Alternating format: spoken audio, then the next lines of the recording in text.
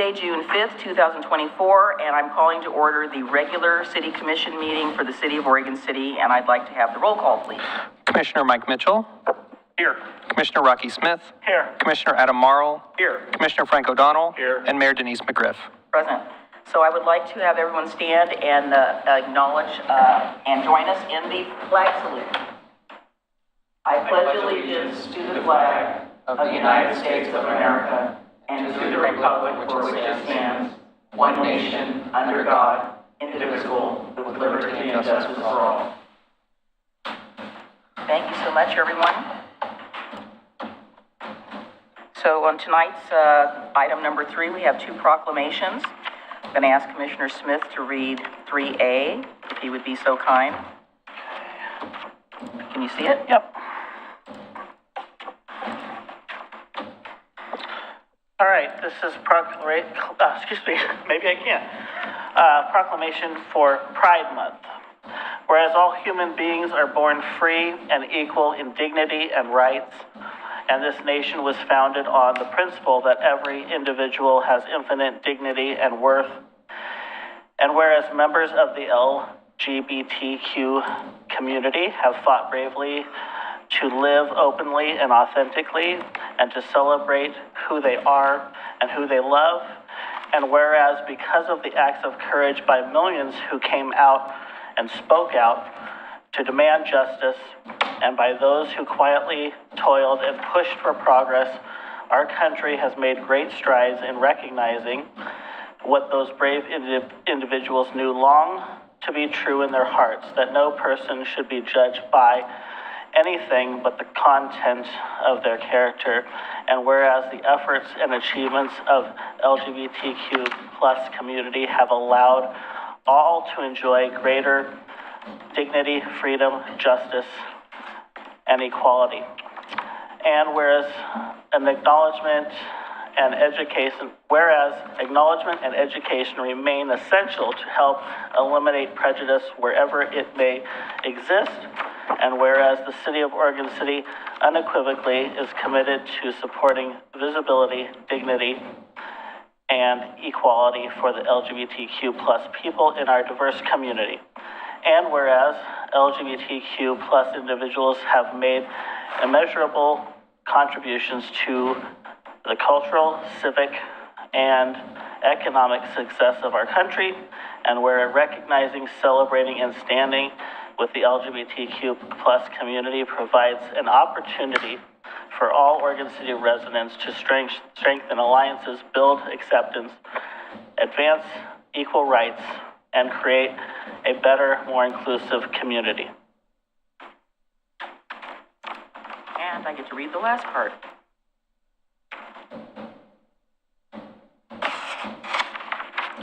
Now, therefore, I, Mayor Denise C. McGriff, hereby proclaim June 2024 as Pride Month and call upon the people of Oregon City to join with their fellow citizens across the United States in recognizing and participating in this special observance, and I will sign the proclamation on the 5th day of June 2024. I also want to mention for the record, on June 21st at 5:30, Community Connections is happening at Clackamas Community College, which will celebrate both Juneteenth and Pride Month.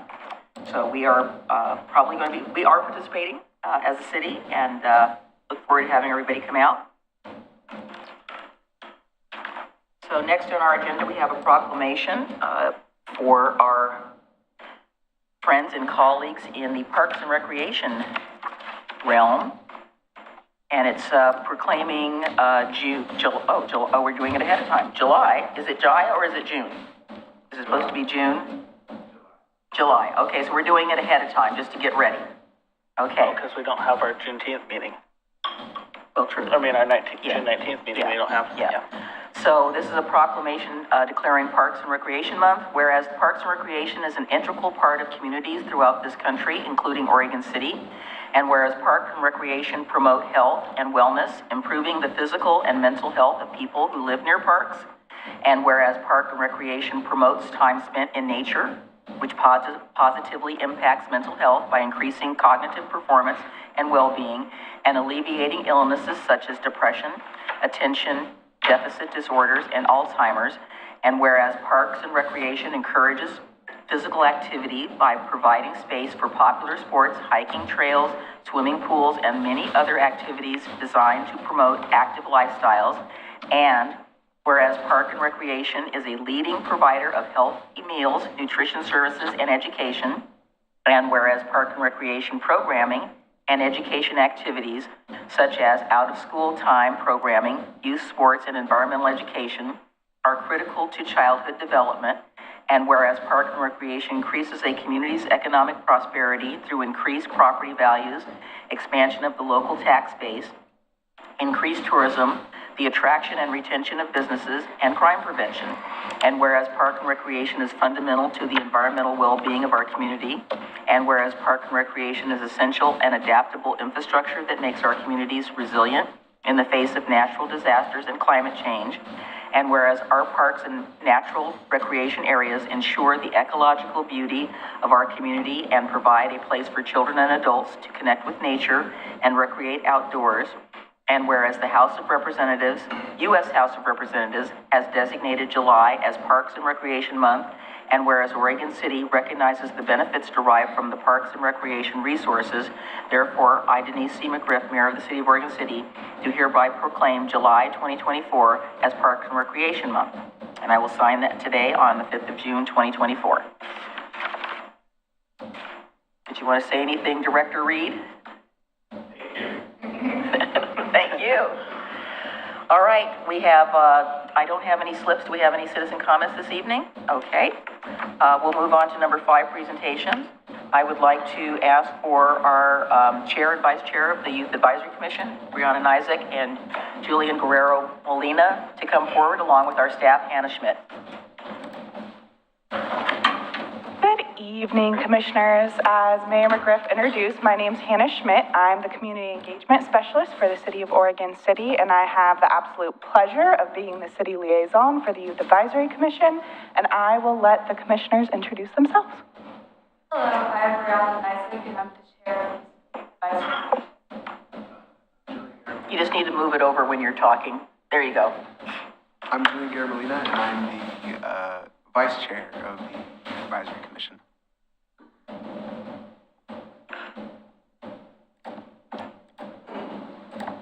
All There we right. all are. So, as a commission, we meet. As a commission, we meet every month.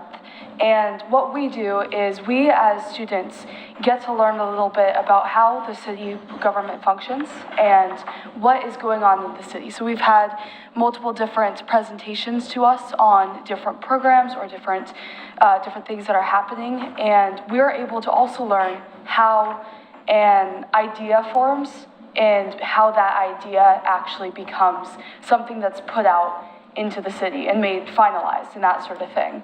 And so it's really cool for us students to get to know and learn more about the government that we are governed by. But we are also able to focus on things that we think is really important and really necessary to talk about from a teenager and a high schooler and a young person's perspective. So it's really cool to also be able to do that. Do you have anything? Yeah, so we've had a presence in... Turn the mic towards you, Julian. There you go. Well, we've had a presence in multiple city events, and we've actually been lucky enough to organize 2 so far. The most significant ones being the mental health fair and the clothing drive, which we actually had on the 30th of May. We were also able to judge the If I Were Mayor contest. We had 2 members from our commission go to the 2024 Oregon Youth Summit, and we were also present at the Spring Forward Community Resource Fair, which was really enjoyable, to talk to members of the community. We have some pictures right here from the mental health fair. You can see Denise right there talking a little bit. I think we had, I want to say around 10 community resources. You can see right there, we were able to, be lucky enough to have some therapy dogs that were present at the event. And this was the first event that we had ever put on as a commission. And I think past some growing pains that we had at the beginning, just establishing what, we wanted to do as an organization, I was really happy with it, and I think a lot of the people that we still interact with from this event. You know, they still talk about it, which I think is really cool. And it was like, I don't know, it was just a really good opportunity to get together and do something positive for the community. All right, so we were able to attend the Youth Summit event, and this was our first time being there. And so only 2 of us were able to go, but it was very, very awesome to be there.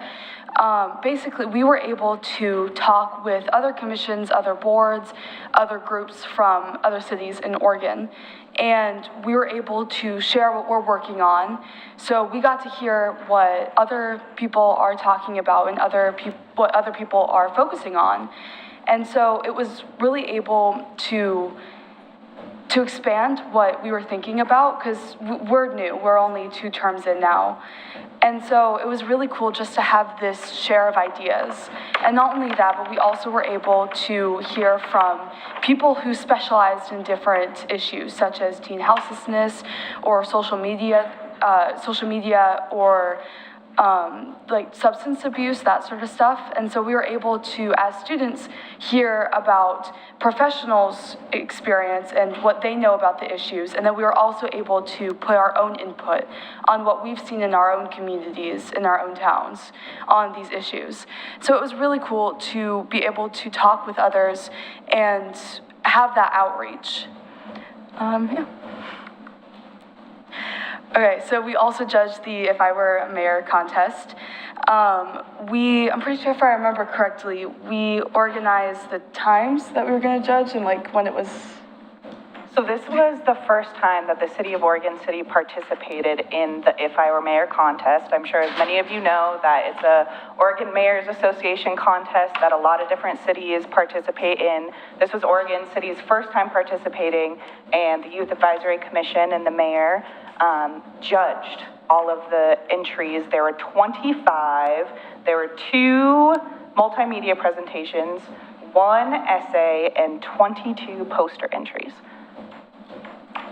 Yeah, and so not only did we get to just judge them, but it was also really cool just to see all of the students' inputs, and especially with the elementary schoolers, their posters. It was really cool just seeing, you know, where the students are going, and it was awesome to see that. Do you want to provide an update on one of our winners? Yes. So who was the first place winner here? Our first place winner, she got 3rd? Second. Brittany Rosales, yes. Yes, 2nd in the overall If I Were a Mayor contest. So that was really cool. She's getting that award this Friday? Yeah. So this was the table that we had at the Spring Forward Community Resource Fair. I was lucky enough to be able to be there, talk to some members of the community. You know, as we mentioned, we are a relatively new commission, so I don't think too many people really understand like what we do, right, why we were made. But it was great. We were, you know, like we were able to get ourselves out there a little bit. I remember this one conversation I had with a member of the community. She had her kids with her, and I think they were middle schoolers, and she was asking us, you know, like, what have you guys done so far? Like, you know, she was telling us that she was really excited that like young people were able to be involved in the local community like this. And she had said that she was hoping that her kids would be interested in it once they got to high school, which I think is really cool. But yeah, no, it was really enjoyable. It was fun. Yeah, so this is the most recent event we had. This was our clothing drive. So, well, this is actually the shopping event, but this is, I'd say more of like a 2-part thing. So the setup for this was a clothing drive. We had drop-off locations at City Hall. We had 2 drop-off locations in OCHS. I think we had another drop-off location somewhere else. I might be... At Jennings Lodge. At Jennings Lodge, yeah. We were able to hold the event at Jennings Lodge, which was really fun. I think we, if I'm not mistaken, we went twice. Once just to, you know, see the area, sort of plan out what we wanted to do. the second time, me and a couple of other members from the commission were able to go and actually help sort out clothes, which was really cool. I had never done anything like that. You know, but I'm happy that it felt very personal to be able to like do that, you know, and I felt like I was really like positively affecting my community.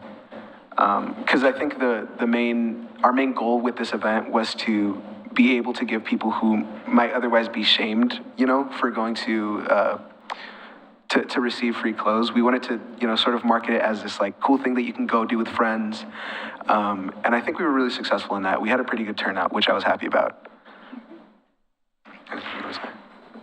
What?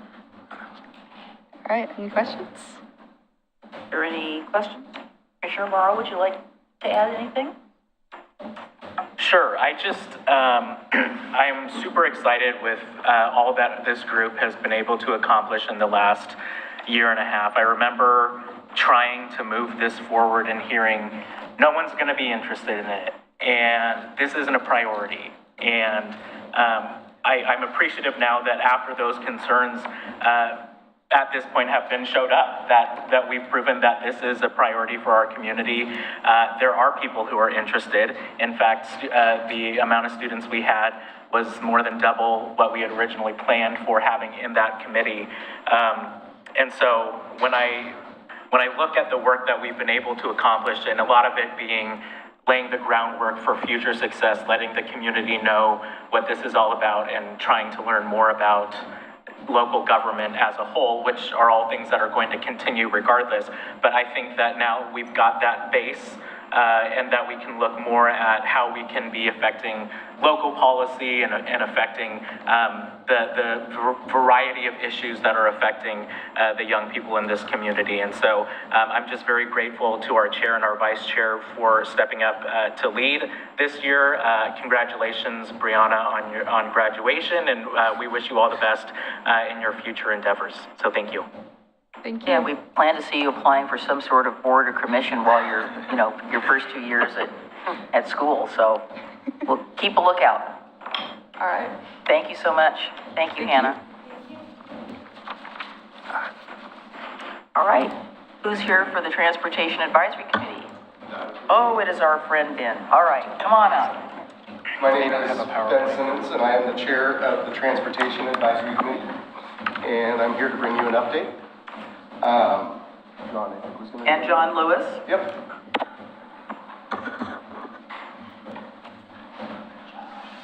All right. So the TAC meets on the third Tuesday of the month at City Commission Hall.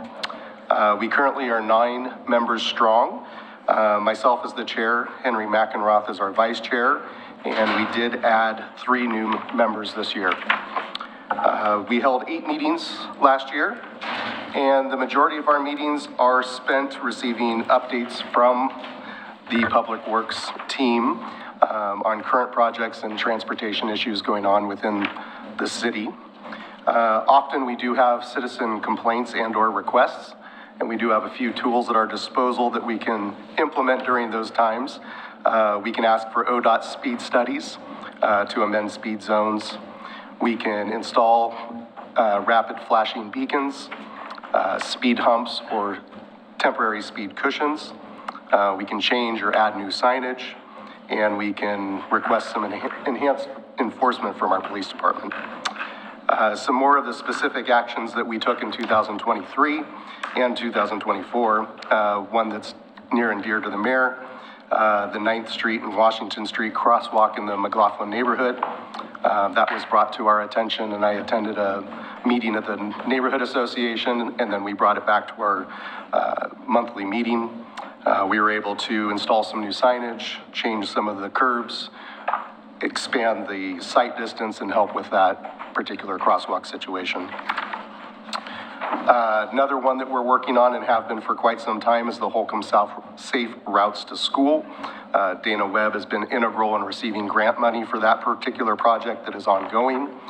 We installed some of the rapid flashing beacons above and below the school there at Holcomb, and I believe some of that funding is also being put to use for expanding those sidewalks up near the Sears project. Furthermore, we investigated and helped look into the speed limit delegation authority that ODOT has brought to our attention. Ultimately, I believe Dana Webb has decided that that's not something feasible for the city to take on, but there is still some opportunity that perhaps we could piggyback onto the county's authority on that one. Some other projects that we took on during the south end construction, we helped implement the temporary speed cushions on Barker Avenue when all that traffic was diverted through that particular neighborhood. We came up with the idea that we could put some temporary speed humps in there to slow traffic during that time period. But the great thing about that, as opposed to putting permanent speed humps, is that we could actually pull those back out when the project was complete, and then we have those at our disposal to use again in the future. One of my focuses that I asked on for our goals last year is for each of our members to attend their neighborhood association meetings, to be proactive within the community as opposed to waiting for them to come to our meeting and complain, but to actually be out in the community listening to their concerns and maybe head some of those things off at the pack or beforehand. For 2024-2025 goals, not a lot has changed there. We're going to continue to engage with the community in education. We're going to remain involved in larger development projects in transportation and tracking those projects. We'd like to participate in the County Transportation System Plan, or TSP, and we're hopefully perhaps can have a position on that board. And we're going to continue to openly listen to our citizens' requests regarding transportation concerns.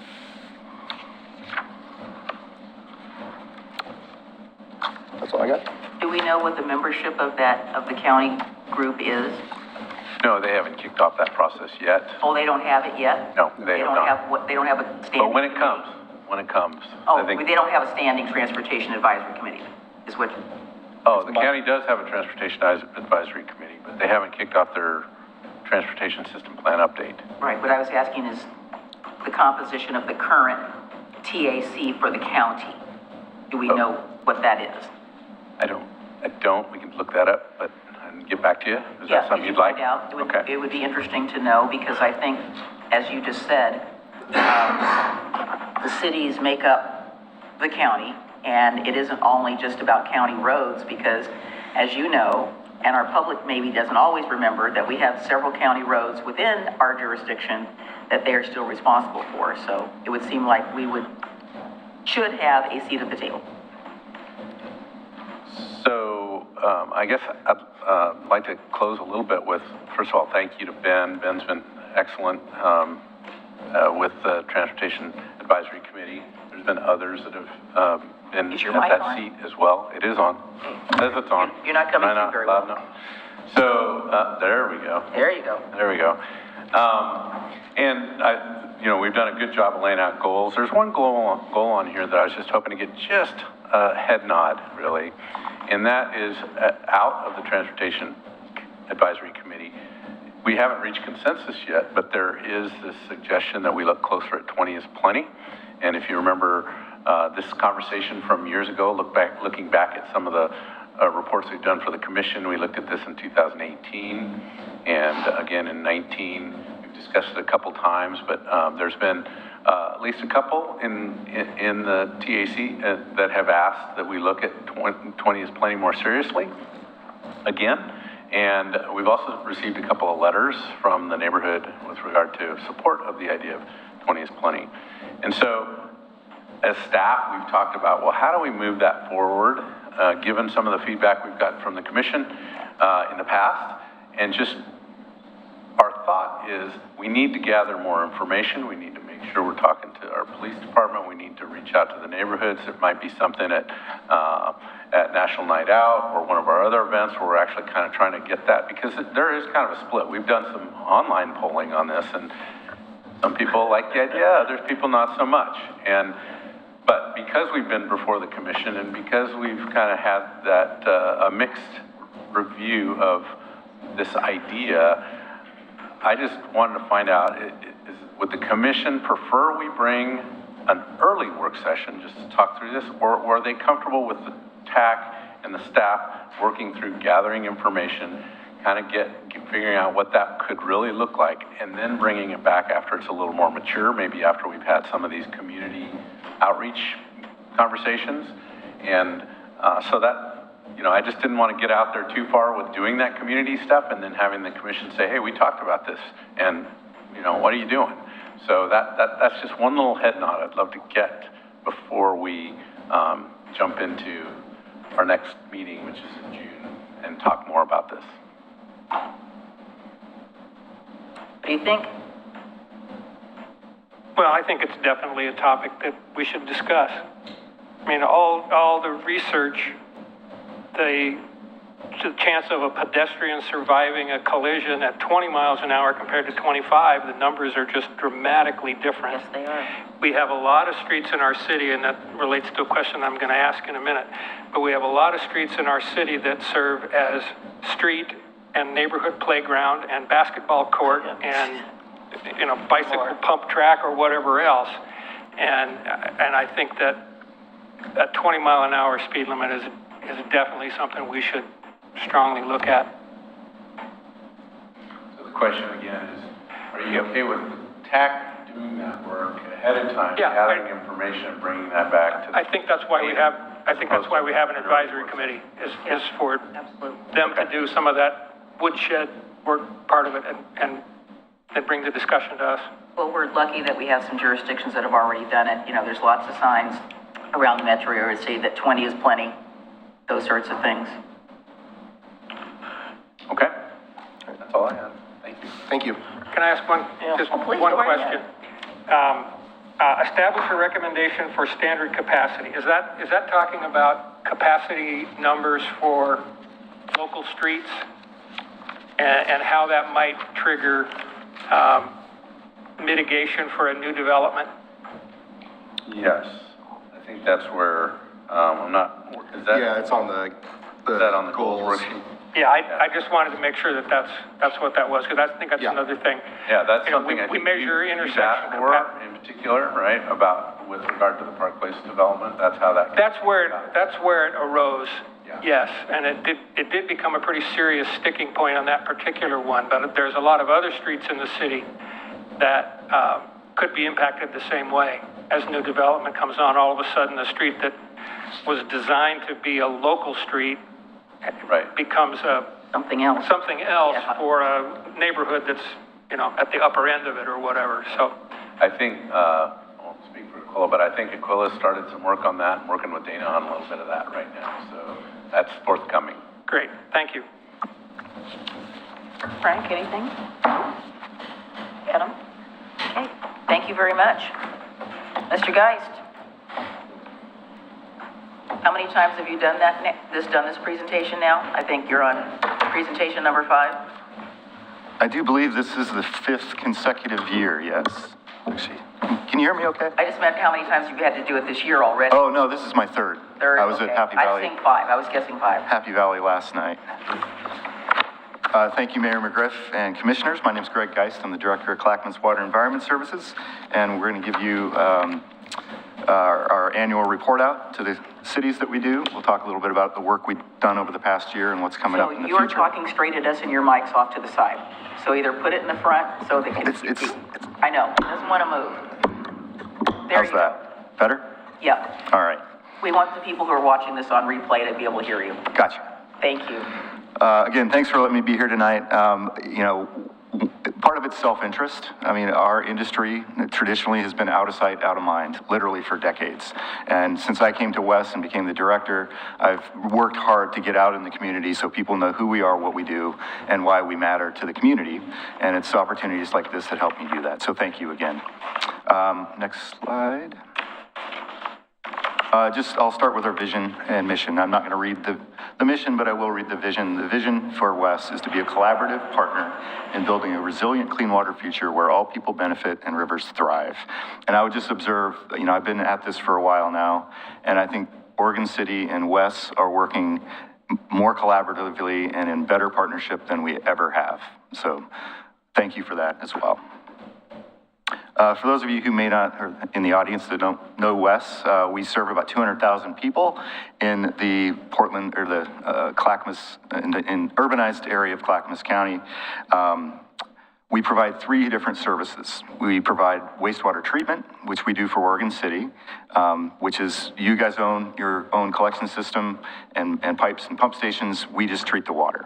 In some areas, like urbanized area, unincorporated Clackamas County and Happy Valley, we actually own and operate the collection system as well as do the treatment. And then the third thing that we do is surface and stormwater management. So the city does their own Oregon City does their own surface and stormwater management. In Happy Valley and urbanized unincorporated Clackamas County, we provide that service. However, there's one small caveat.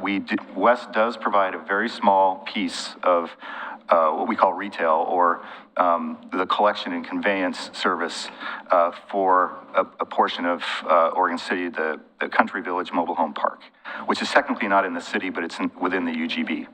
And also that line flows down to what is the Park Place concept plan area. And so we're actually starting a study now to look at what it would take to serve that area, whether we serve it or whether you serve it. Yeah, just some West by the numbers here. We have 5 different water resource recovery facilities. Basically, we call them a water resource recovery facility because that's what they do. They take what goes down your toilet and they make clean water that goes back out to the river. We make electricity that we use partially to power our facility. And we make a natural fertilizer called biosolids that's used on agricultural fields out in Eastern Oregon. We own and operate about 356 miles of pipes. There's between the cities of Oregon City, Gladstone, Westland, Milwaukee, there's many, many hundreds of more miles of pipe that ultimately wind up at our treatment facilities. Our governing body, we have a wonderful West Advisory Committee, 20 folks strong. We have elected folks from each of the cities that we serve. Mayor McGriff has graciously agreed to be the vice chair of that committee beginning this year.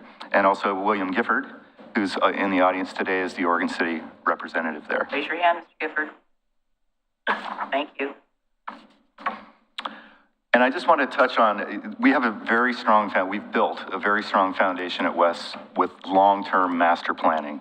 So the facilities that we, that do the treatment, the pipes and the pump stations that are out in the service area, as well as our storm system, we have, master plans that look out at capital needs and rehab and rehabilitation needs, or R&R needs for 40, 50 years out. So we have a very strong, from an engineering standpoint, we know what we need to build and we know when we need to build it. And whether that's building for future growth or rehabilitating our existing infrastructure. So we layer that on.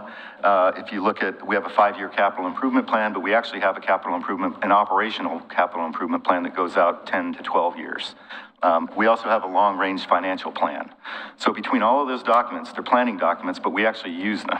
They're not sitting on a shelf. We know what we need to build, when we need to build it, and how we're going to pay for it. And I'll show you a little more on that. Just history of sewer rates. These are actually not for Oregon City. I'll just move on. But basically, you can see a history of very modest and predictable rate increases over time. Looking in particular at Oregon City, these are the rates. So in 23-24, we had a 5.1% rate increase, or $1.35 per month for the average household. We're proposing the same for this budget year, so another 5.1%.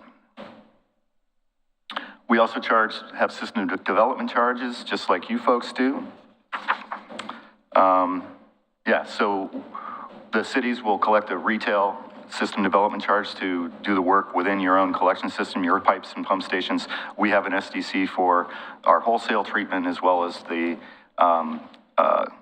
collection and conveyance that we provide. Some major capital projects coming up. The Willamette Pump Station, so that serves a good chunk of West Lynn, and that's being rehabilitated. Actually, it's being replaced. We also have the force main on the I-205 bridge. Well, it won't be, it'll be a gravity line, but as the 205 bridge is being built, we're adding a line on that for future use. We're doing a bunch of primary clarifier, so is that on there? I don't see that on that list. And then the big one in the room is the Tri-City outfall. So construction on the Tri-City outfall has started. We're drilling the shaft that the tunnel boring machine is going to be dropped down into. We expect construction progress ongoing through December of 2025. And that's going to be a 7.5-foot diameter tunnel.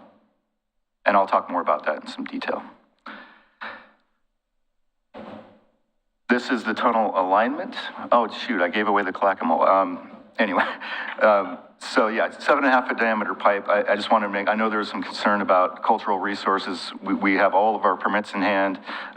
We've reached out to the Confederated Tribes of the Grand Ronde Historical Preservation Office. It's to the point where we're actually bringing in cadaver dogs occasionally during the tunnel excavation, even though it's very deep and it's very unlikely to be anywhere near any kind of cultural resources, but I feel like we've gone above and beyond on that.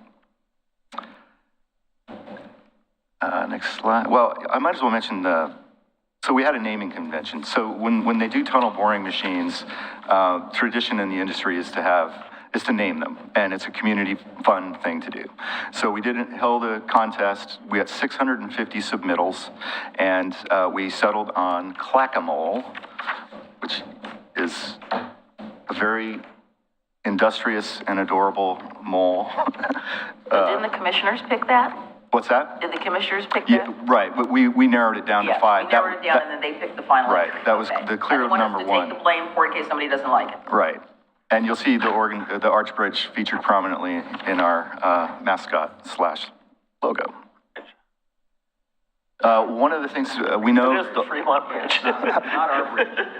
We know a lot of people use that area, and we welcome walkers and bikers and all that stuff. So we are going to have signage up. If it's not up already, it should be up almost immediately if it's not already there, with a QR code that leads. We have a project website on our website that gives all the details about what we're going to be doing and when and anything that folks might be interested in. This is another, when we talk about partnership and collaboration,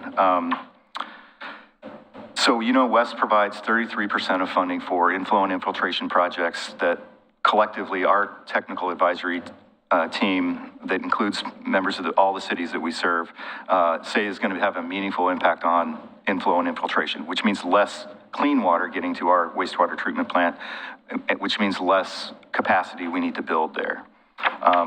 So last year we did 2 projects to repair 13,000 feet of sewer main line and 200 service laterals within Oregon City. The current fiscal year, the budget anticipated cost share contributions is $3 million, or 50, and get this, 54% of the total rates. So for every dollar that an Oregon City resident pays to get their wastewater treated from their monthly bill, that they pay to get their wastewater treated, 54% of that goes back to Oregon City and is applied to the I&I. For next year, John and his team are getting even more ambitious. There's 11 total projects, 29 million, with Wes's expected contribution at 9.5 million. So Oregon City, just over 4 million in cost share for this fiscal 24-25 budget that we're going to be going into. So that's 68% of the rate that goes back to Oregon City customers.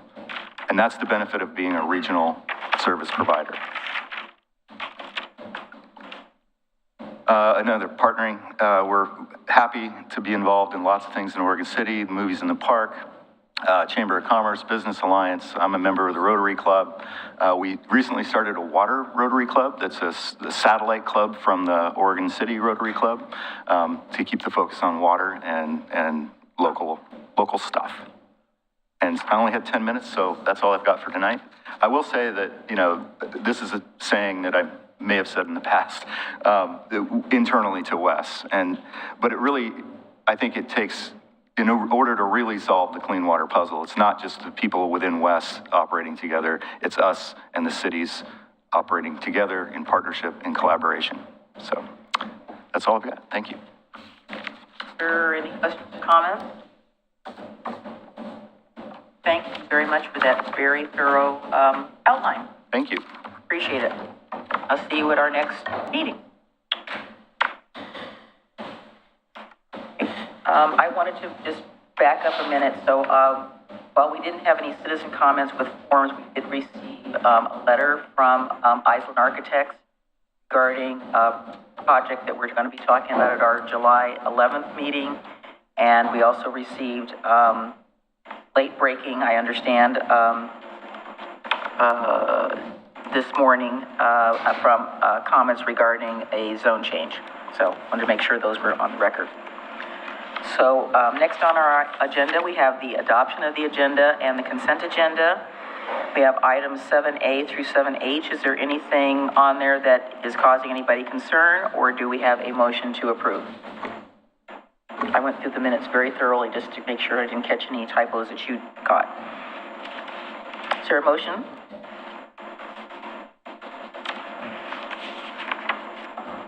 I'll move to approve the consent agenda.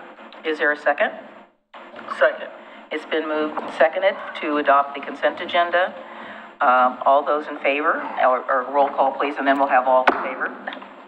Commissioner Mike Mitchell. Aye. Commissioner Rocky Smith. Aye. Commissioner Adam Marl. Aye. Commissioner Frank O'Donnell. Aye. And Mayor Denise McGriff. Aye. Motion And I passes. do want to say for the benefit of Director Lewis on items 7A and B, thank you for adding in those additional comments that we had from previously.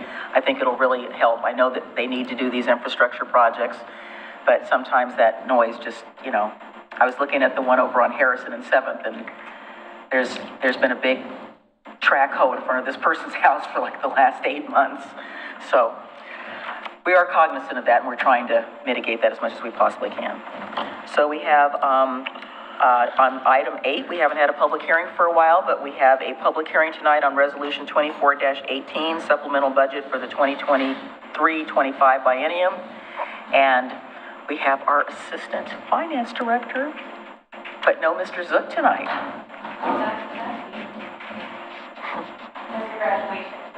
Oh yes, okay. Yes, I'm here. So good evening. So do I need to open the public hearing before she begins her report? No, I think you can have the report and then open the public hearing. Okay, that's kind of how I was going to do it. I just want to make sure.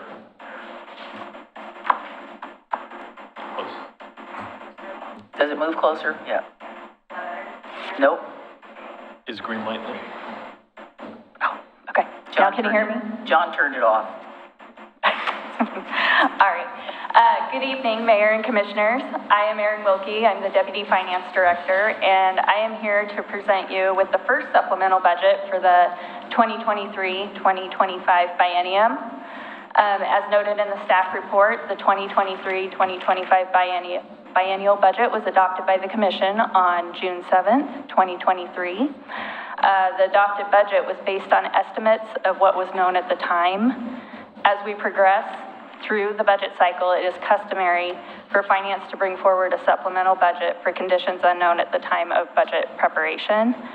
I would like to provide a brief summary of the bullet points on the staff report. So items 1 through 4, subscription-based information technology arrangements, SPITAs, and leases are purely an accounting exercise to comply with the Governmental Accounting Standards Board requirements. Items 5 and 7, the police vehicles and downtown bathroom. That's basically carry forward of unspent funds due to supply chain issues and timing of project completion on the bathroom, as well as ongoing maintenance. Item 6, the fuel cloud, has no economic impact as the revenue offsets the expenses related to the utilization of the new fuel cloud system at the Public Works Operations Complex. Item number 8, the facility maintenance position is just to realign the budget for the position to the correct department. And finally, item number 9, the code compliance in the city's right-of-way. It recognizes the costs associated with the city's fiber network to bring it into code compliance. And that's my staff report. Okay, are there any questions? Okay, Well, I'm going to go ahead and open the public hearing on the supplemental budget for the 23-25 biennium. Is there anybody that wishes to testify on that particular item or make comment? All right, seeing none, I will close the public hearing and ask for deliberation by the commission.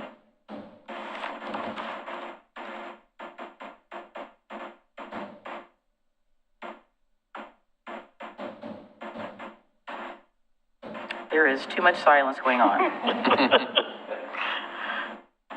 Are there any questions of Ms. Wilkie? If not, I would like to ask for a motion, please.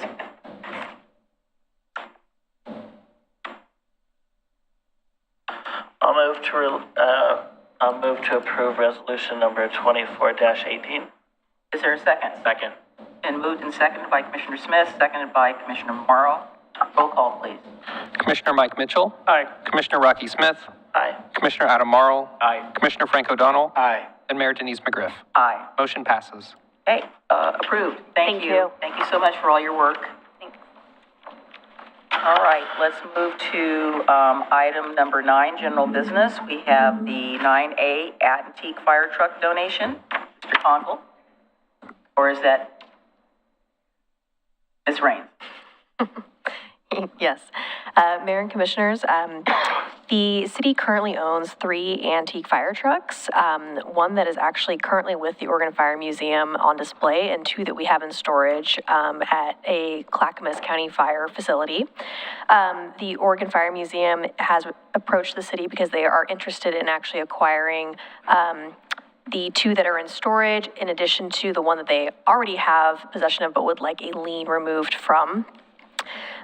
There would be specific stipulations and an agreement reached to give the city a first right of refusal should they ever not want to display the trucks anymore, to allow us to get those items back. All of the agreements and stipulations are included in the packet this evening for your review. Additionally, online, I have 2 folks from the Oregon Fire Service Museum. I have Stephen Hodges and I believe Greg Musel as well. They do have a very brief presentation for you, and then are also here just to take any questions you might have about their request. Go right ahead. Hear us? I hear you loud and clear. Great. Mayor and Commissioners, I just want to say thank you for your time and for your service to the city of Oregon City. I actually went to the Barclay School way back in the day, right after it had become a small kindergarten that was outside the school district, but is still, anyways, that was my connection to Oregon City. I just want to say thank you for your time for that. I do have a presentation, and I should be able to, I cannot share my screen, so you're stuck looking at my beautiful face. I just want to say that we have one of your fire apparatus that we've had possession of since 1995. I have not been the secretary of the museum since 1995, but I took a really great interest in this because it's in really good shape. And I wanted to make sure that when I became a member of the museum and the secretary of the museum, that I was also going to take really good care of it. And then as I started looking into it, we realized that there was actually a lien on the museum. And I learned that from past administration and leadership that lien was a question about like, well, who's going to be taking care of it especially in terms of cost. And so that's where that opened up the conversation about like, well, if we took possession of it and that lien was removed off of the title, then we would feel more comfortable as an organization taking care of everything that needs. And thankfully, as of right now, it's very, very basic maintenance that it does need. So I'm now going to try to share my screen. There we go. We're doing all the fun things that we need to do.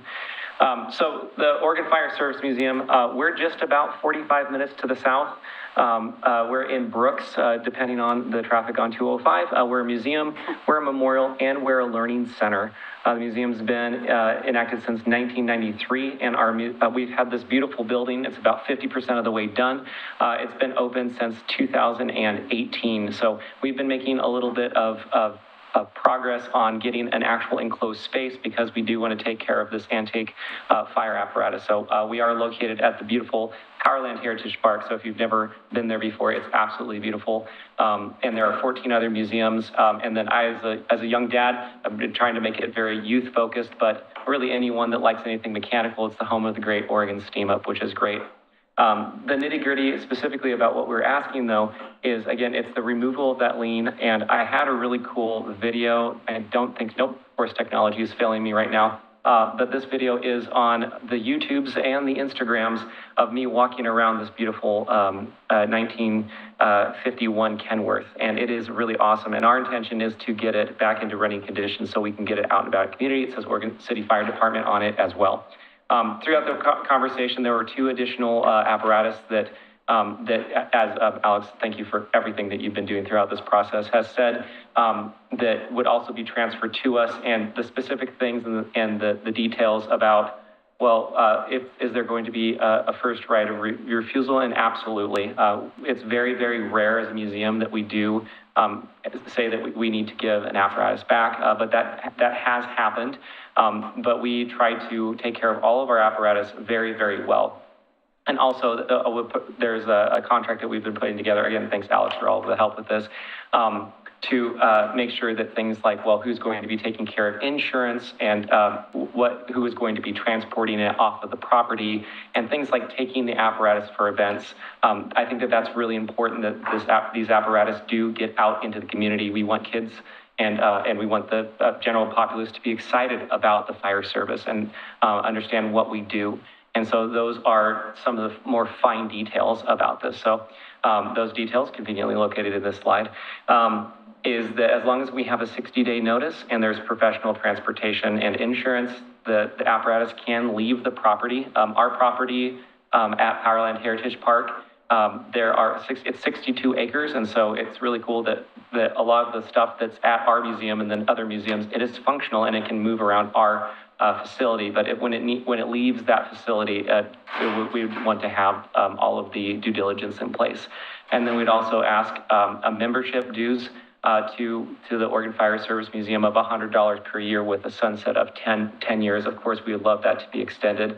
And we're actually funded through fire departments. That's a big part of our funding, is that they are all members of our museum. So we have individual members, we have corporate members, and then we also have fire departments and fire service districts that are all part of us. I do want to say that if there are any questions or any information that anyone would like to know about who we are, OregonFireServiceMuseum.org, built by yours truly. Would love feedback of that. And this is all of my information. I'm a completely open door for any questions that folks might have about who we are and what exactly that we're asking. And again, I just want to say thank you very much to the mayor and the commissioners for the time today. Thank you so much, Greg. Stephen, do we have any questions or comments about this particular proposal and project? I do. Ahead.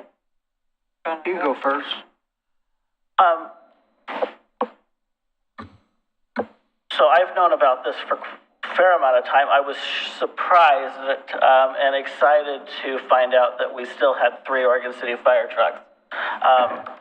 That was really exciting. And for those of us that love Oregon City history, my first thought was, yeah, should we give those away? But here's the thing, we don't have a place for them. They are being taken care of. We want them to be, preserved for history's sake. So I had a couple questions that I think have been worked through for the most part. One was the availability for events and things like that in the future when they're back to running, although part of our memory of Oregon City parades is pushing those fire trucks up the street many, many times anyway, so I think we could kind of work around that. But, I'd like to have them work so we don't have to push it was amazing to be invited to ride on a fire truck in a parade and then end up pushing it down the street, which I think several of us have had that opportunity in Oregon City. Yeah, they counted us. Would you like to ride on the fire truck? Yeah. They didn't tell us we were going to be pushing a fire truck. So the only thing when in contract. my only other question was, I'm assuming that as long as these fire trucks are in your possession, that the OCFD stays on them, and that if the organization disbands, we have this first right of refusal. I guess the question I had for staff earlier this evening was, it kind of gives us an option to basically purchase them back. And I saw that, I'm like, why would we buy them back when it's $200? And it basically says that the city has to make that decision. And my first question was, who makes that decision? And my worry was if we have a city manager in the future has no idea we had fire trucks, it's like, oh, I just don't want to, so my question to our city manager is that a city manager decision, or when it comes back to the commission to decide whether or not we accept these trucks back? And maybe the option is we automatically say we get these trucks back and we automatically commit to buying them back if it ever gets to that situation. There may be other ways of dealing with that. I'm okay if it came back to the commission. I guess I'm not okay if it was just a staff level and we don't hear about it. We find out later that, these trucks disappeared. And it's not really about worrying about the care that your organization is going to have. It's worrying about losing that history if your organization goes away and these fire trucks going somewhere else. They want us to have the first ability to bring them back. So we can discuss that, but that's the only concern I have. Thank you, Commissioner. Have they been in operation? Yeah. I think you said in your beginning of your report how long the museum has been been around. 1993, and we've had the Kenworth since 1995. I remember from my time at the city, 1995. Yeah. Mr. O'Donnell, sir. Oh, quite honestly, I'm opposed to the proposal as written, and I'm opposed to both documents because of the language in the documents. The language in the staff report says that everything centers around what the museum decides to do. Oregon City forgoes any claim. If you read these two documents, the museum, the only way we get them back is if the museum decides to eliminate the trucks or no longer wants to own. Oregon City can't initiate the claim. You forego all that. And if you read the collection receipt and deed of gift, it's actually very absolute. It's a transfer and assignment, absolutely and forever. I don't understand why we can't accomplish the same thing. I mean, I've been to the Harris Car Museum back when, and some of those vehicles are on loan.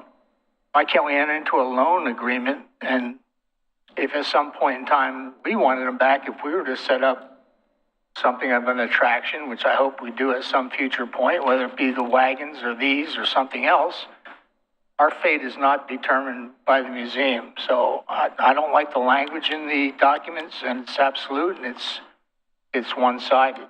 We are a responder, but we are not the initiator in any case. Other comments? Thank you for the comments. Appreciate that.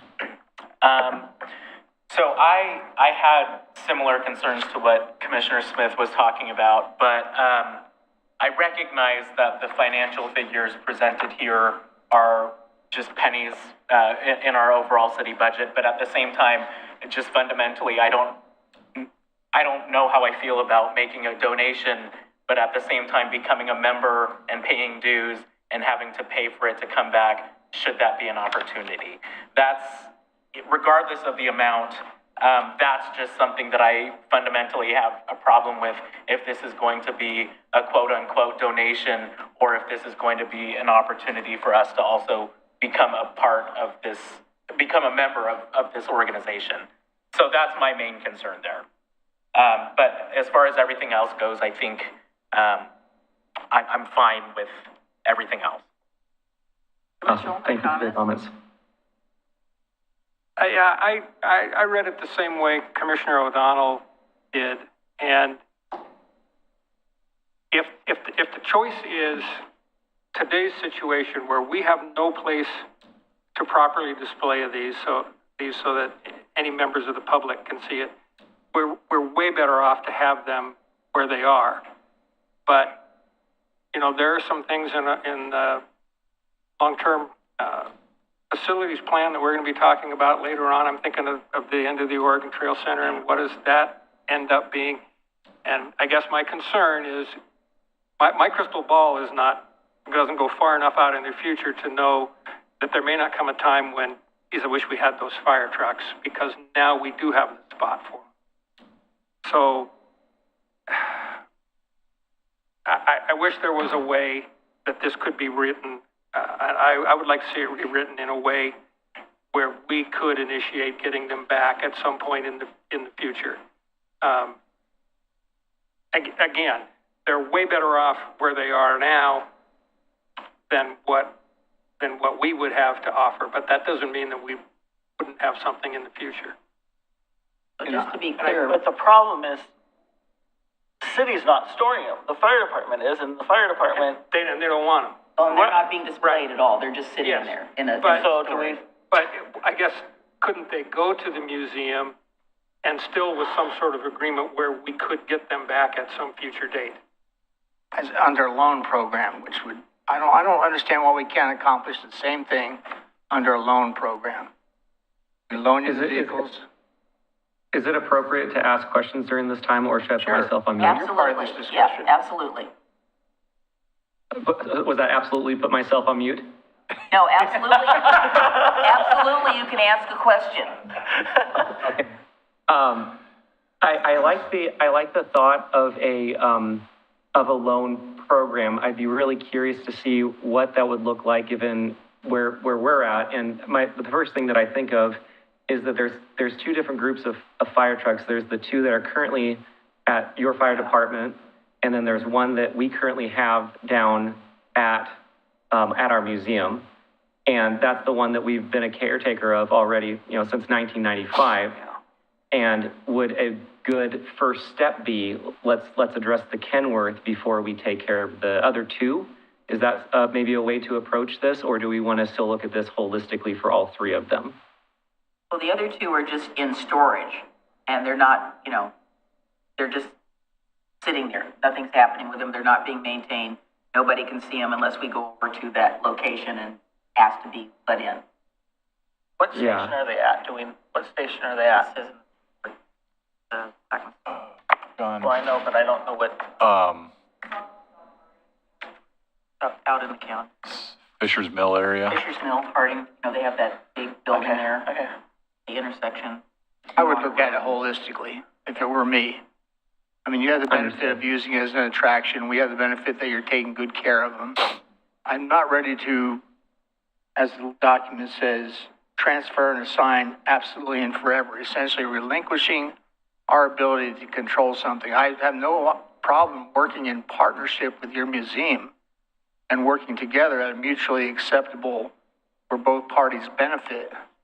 But I'm not prepared to sign a document that to me is one-sided. I mean, I know we get a benefit. I'm not questioning that. But at some future point, if Oregon City ever constructs a museum of its own, which is a possibility, we talked about other ones, maybe we would like to bring it back. But under this document as written, we don't have that option. It entirely falls to your museum to grant that. And only if you decide to no longer want them. Understood. And in an agreement, if it was more like a loan program like you were mentioning, I guess my question would be like, who's taking care of the maintenance? Because, they're old and there are things that needs, and for example, that Kenworth, for example, that was apparently the sticking point from the previous leadership, is who would be paying, for example, if it needs to have, the cap and rotor and the batteries and fire truck things cost a lot of money. Are those things that we would be negotiating, or do you have some sort of, gut reaction to that about how to approach it? Historically, what's your maintenance been on the one that you do have? The one since 1995? Years, is that what you're asking? Yeah, yes. over the last 29 years. I don't have those figures with me, unfortunately, but I can say that there are, especially on antique, when you're talking about the ones that are over, they're stored up there, there are specific parts that, for example, if something needs to be replaced, I mean, we're talking about, well, we have to go find the part, or we have to go clean the part, we have to go find the specific type of mechanic who can go work on that part. That was the concern, is if we are the caretakers of this, we want to make sure that it's taken care of to the best of the ability. And so that's why it's, for the last, 7 years, the Kenworth has just been sitting. is because it's that question of, well, who's paying for the distributor that might need to get replaced? And that was the question where we're like, well, we don't really know that, but if it's not ours and they can just take it whenever, we would rather put the money into the apparatus that we do have control over. I think that was the crux of the issue. I think, yeah, that was part of our kind of discussion of why we went this route. Was I could certainly appreciate the museum's position of, you know, we just spent, make up a number, $12,000. Oh, that's a big number. Well, I think Is that some a of real these number? are I think trying to get some of these running from the conditions that they're in. Okay, let's say it's $7,000, let's say it's $5,000, right? As a nonprofit museum raising funds to then have the organization come in after the repairs have been made and just take it back. So it was trying to come up with, you know, would the commission be okay if they kept track of costs, and if we wanted it, we reimburse them to make them whole for the monies that they've raised. That was kind of what we were trying to get to, was providing them some certainty on the labor and the volunteer hours and the costs that go into maintaining, showing these apparatus, and addressing the fear of, you know, just having it taken away. Because I believe, if I'm correct, that has happened to the loss of the museum. So, you know, if there was a way to, you know, address the concern of our ability to have the right to get them should we have a facility constructed, or it was appropriate to have us take ownership of, you know, would it be appropriate to meet their concern of making them whole? Yeah, if they don't want to invest in something that they don't own. But it's not an insurmountable question to answer. I mean, at some point, whoever retains possession of these, say they keep them for 10 years, they'll get the benefits of having that object there as a display piece for 10 years. We're not talking about bringing it back to firefighting status, are we? We're talking as a display piece. Yeah, we're talking about running it. I don't disagree. I'm just trying to acknowledge their concern of why would I raise money and invest time and volunteer hours in something that someone can just take away? And that can be worked without out. reimbursement. I mean, that doesn't sound like it's an impossible thing to solve. It's like... I don't think it is. If the commission's okay with reimbursing, I think this conversation gets probably a lot easier. Some reimbursement agreement. Bill, do you have any comments about that? No, I mean, it really is, it's a matter of, you know, can we come to an agreement and what that looks like? And, you know, it's clear that at least a portion of the commission wants to see something where the city can take it back. You know, what I don't know is whether the museum is amenable to something like that. There may be institutional reasons why they want ownership. I just don't know. But certainly whatever the two parties can agree to, we can memorialize. See, I don't want to make these decisions in time that we look back and go, I wish we had done something different. I think of, and you'll laugh, but I think about those trolleys that we had for a while. Well, who was on the commission that voted for that? You know, we don't know. And we sold them. But I mean, maybe we'd like to have them, you know? I've got a question for Mr. Hodges. Yes. If I may. Are there other items in your collection that are on a loan agreement, or do you own everything that's in your collection? Everything that we have is ours. It's free and clear. And if it helps the conversation, we recently had a fire district reach out to us and say, hey, at one point we were not able to care for this as a 1938 Ford. And they came and testified to us at one of our board meetings, and we all voted, and it's heading back. And I want to say that Beaverton Fire District did that as well. So this has happened before, where we wholly owned it, we took care of it, and then we voted as a museum that it was time to let it go, and that has happened twice, at least to my understanding. But everything else that we have is owned by us wholly. Thank you. Were there reimbursement agreements in place for those when they returned to the original owner? There were not. For at least the most recent one that I personally voted for it to go back because they're very clearly very excited, and they were able to take better care of it than we were based on what they were sharing with us. And so there was no reimbursement agreement that needed to happen for that one. And then the other one, to my understanding, I was not a part of the museum or the leadership or anything at that time, so I can't speak to that. Yeah. See, my goal is to be fair to all involved, to give you the benefit of the display piece. And if you incur costs during the time period during which you control it, you reap a benefit by attracting whatever visitors. And we come to some sort of agreement that if it's at such time, I don't want it to be that only your museum can initiate the disposition of the vehicles. That we can initiate it, but we have to have a fair conversation about what do we come to as an agreement that everybody feels that they weren't mistreated. That's how I feel about it. And I really appreciate that, and I appreciate your perspective at that. And this is new territory for me. I'm new to the role, and that is, to my understanding, something that will be new for the museum. So whatever help from your end and feedback from your end to put that into a contract, would be glad to share it with the rest of the board. And I appreciate all of your perspective and comments on that. So, question for staff. Where did the first right of refusal charge of $200 per truck come from? And where did the decision for a membership dues for a total of 10 years totaling $1,000, where did those figures come from? So my understanding, and Stephen can correct me if I'm wrong, but the $200 is really just to reflect whatever investment they put into the trucks, which would have been far more minimal than whatever they likely put into them, because the idea is that they would like to get those trucks running again. That was my understanding. As far as the question of the dues, becoming a member and paying dues, again, my understanding, it was an insurance issue, so that when and if we ever wanted to bring the trucks back, that needed to be in place for that purpose. And again, Stephen, you can correct me if any of that is incorrect. Yeah, Alex, thank you, and thanks for everything to help through this process. Quite honestly, that the $200 was inherited from a document that was handed to me from leadership. They said this is the document that we had, so that's where that figure came from. And then, as a part of building out our memberships, we do have fire districts pay membership dues. It's based on the amount of staff that they have, and so rather than and I just proposed that to put that into the contract, because that does go to support the museum and does go to support a part that is part of Oregon City history.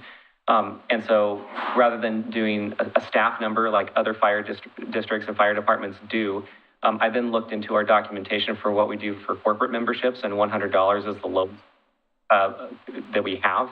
And so that's why I proposed it. And then we were talking back and forth, and we said, well, we should probably put a sunset clause in that. And so that's where that 10 years, the $100 and the $200 came from. Thank you. Yeah, I could go either way. I don't have any problem with the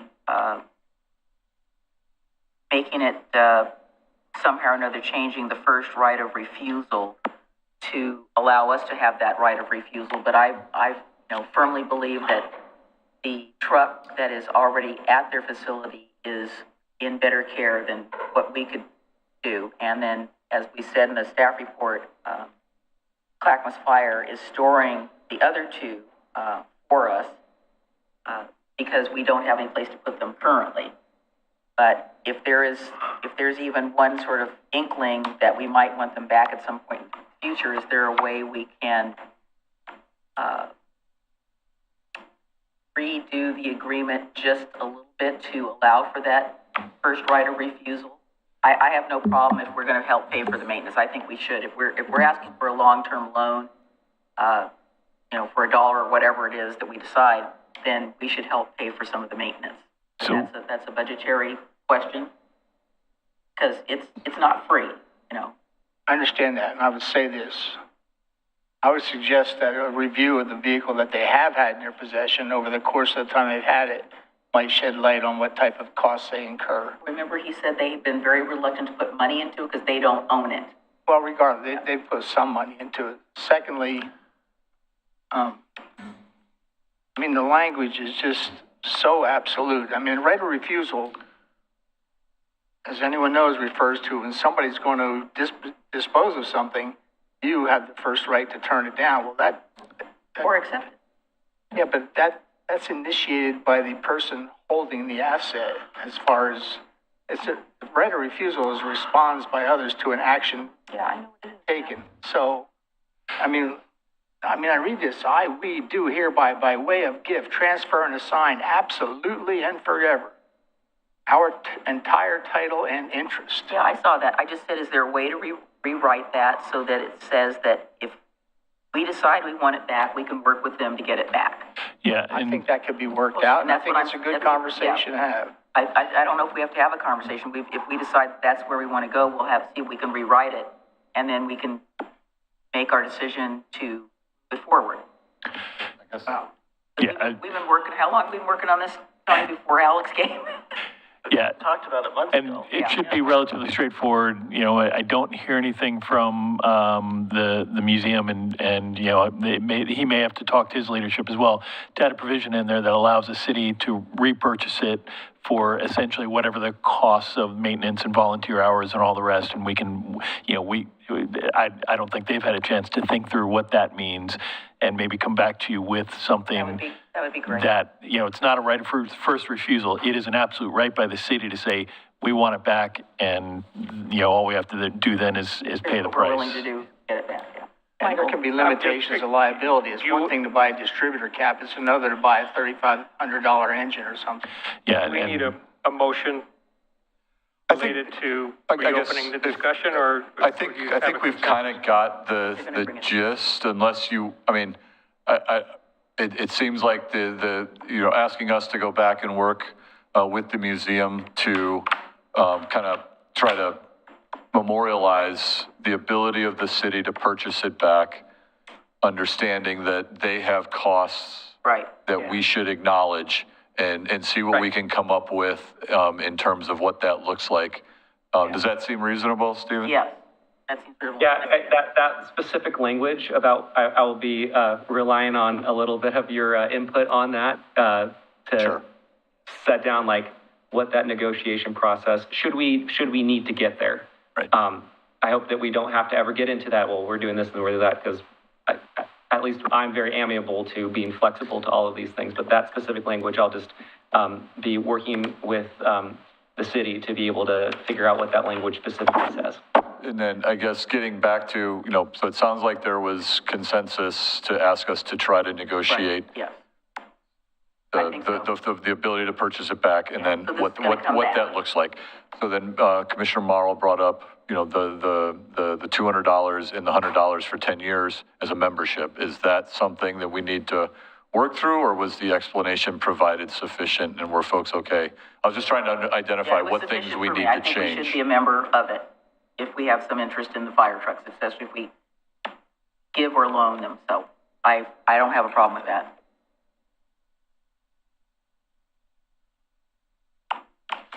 I don't have a problem with that. I think something we might consider is if we keep those provisions in the agreement, those amounts would go toward the amount if we were to decide to purchase it, that it would be credited toward that refurbishment amount. Well, I would imagine that the $200 repurchase is going to change based on whatever this new. But with the membership. The membership would probably stay unless I hear otherwise. Yeah, I'm fine with keeping the membership in there so long as it's credited if we decide that we would like it back toward the amount that we would pay for the work that they put into it, if that makes sense. Yeah. Okay. It would be a partial credit. If they had accrued $10,000 over the years, we get 1,000 credit for what we did in membership, and then I think this is not an adversarial process. This is a process where all parties can reach an agreement that benefits everyone. Yep. I agree. Yeah, and that whole, like all of these details, this is where I'm really relying on you know, the city to be like, okay, I'm really thankful that there are creative ideas to help make this happen, because I'm more than willing, and I'll present it to the board about what needs to happen and whatnot.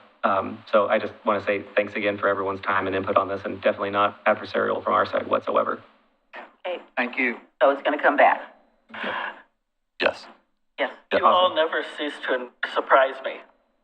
never, ever thought it was going to go that direction. Like I said, I could go either way. I'm fine. concludes our Maybe commentary at the next meeting, we ask an organization to maybe want to have us haul the Buena Vista House off and join a membership for that as well, but we'll do it for some old fire trucks. I appreciate it, I don't understand it. All right, let's move on, 9B. Okay, thank you, Stephen. Yep, we'll be in touch. Thank you. Yep.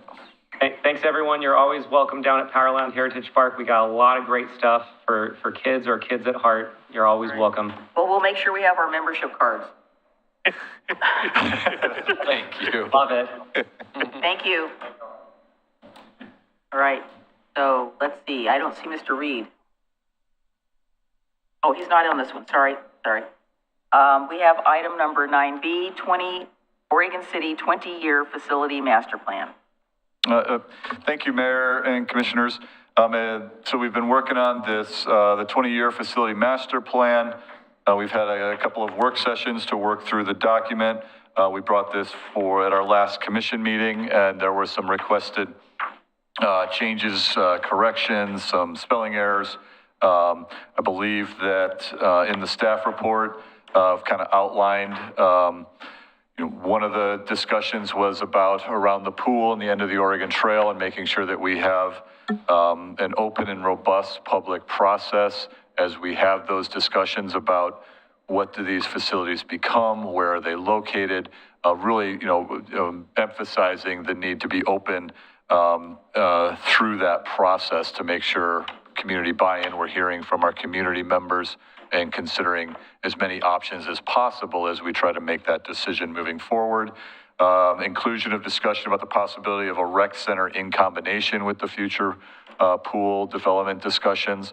So is this really going to be a standalone pool? Is there a recreation component to that? Are those two separate facilities? Are they one? So really thinking about what those opportunities are in those discussions and decisions being made for these, pretty significant facility investments that we hope to be making. There's a single family house that we purchased several years ago up at the Mountain View Cemetery. It's kind of surrounded on three sides. We still have a tenant in there, so clarification that we really do need to determine what the disposition of that single family home will be moving forward. The references to any new city hall based on the facility master plan and the projections, including the term possible in that, since we really don't know at this time when that may be, where it might be, what that need may look like as we move forward. So providing a little bit of clarity there that a decision's not been made. Including the lighting at the elevator as part of the work that needs to happen to update that facility. Looking at meeting rooms holistically across the city to make sure that we have adequately sized facilities, meeting room facilities to accommodate multiple sized meetings. We tend to have somewhat smaller ones that don't always, aren't really conducive to larger type meetings. Correcting the spelling errors that we caught, including Henrici. And so with that, I think we've captured the corrections that were asked. Be happy to answer any questions or if there were other corrections or discussion topics we wanted to work through.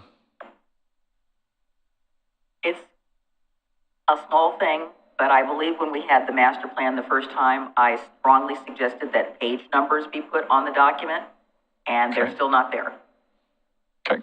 So when I was going through it, and let's just say that as I was printing out the last version of it, my printer tray got too full, and so there it went on the floor. And I had to do a puzzle to figure out which the pages went where because there were no page numbers. So I'm just saying that was a personal problem, but there weren't any page numbers on it. Okay. We could buy you a subscription to the Evelyn Wood speed reading. Well, I can't read it if it's scattered all over the place, but I was putting it together and I was like, okay, where are the page numbers? So just add the page numbers. I think I asked the same thing at the Parks Master Plan hearing. Neely and his partner, they said, oh yeah, we need to add page numbers. Yes, page numbers are really helpful. We'll need to make them bigger. I think they're in the top right corner, but they're in the top right corner? Yeah. Okay, they're really tiny.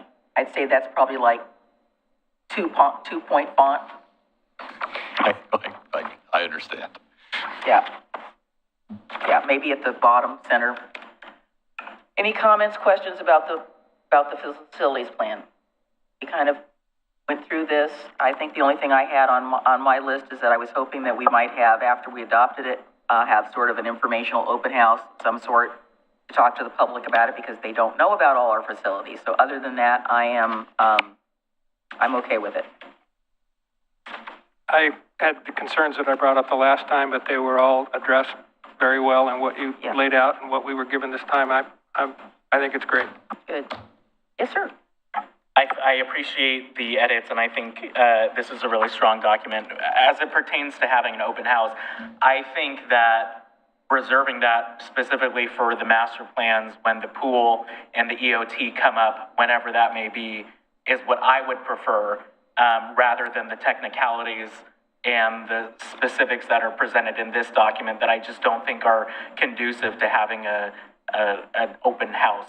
I think the things that people want to have that opportunity to speak about isn't necessarily about the future of how many spots and cubicles we're going to have in our parks and rec facilities.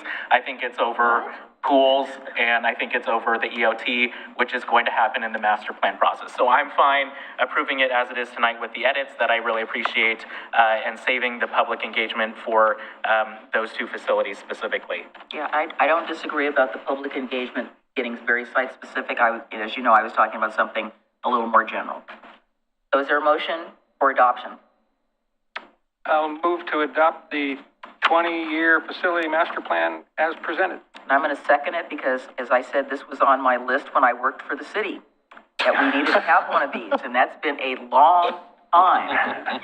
So I will second the motion gladly. Roll call, please. Commissioner Mike Mitchell. Aye. Commissioner Rocky Smith. Aye. Commissioner Adam Marl. Aye. Commissioner Frank O'Donnell. Aye. And Mayor Denise McGriff. Aye. Motion passes. Can I ask one question before we move on? Absolutely. Given the fact that the pool and the end of the Oregon Trail Center every day get one day closer to falling down, what's our bandwidth for getting the public process started? And what timing are you thinking about on those two in particular? Because those are the ones that could have a pretty catastrophic failure. Yeah. And be a very visible failure. Yeah, I mean, You're saying the hoops might just fall down and...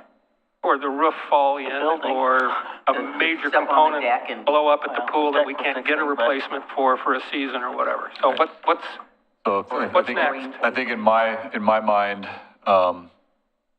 without having a larger discussion like this in terms of the reprioritization of the existing budget and existing goals, because there is not a work plan existing right now to go do a public engagement process for either of those facilities included in the current budget.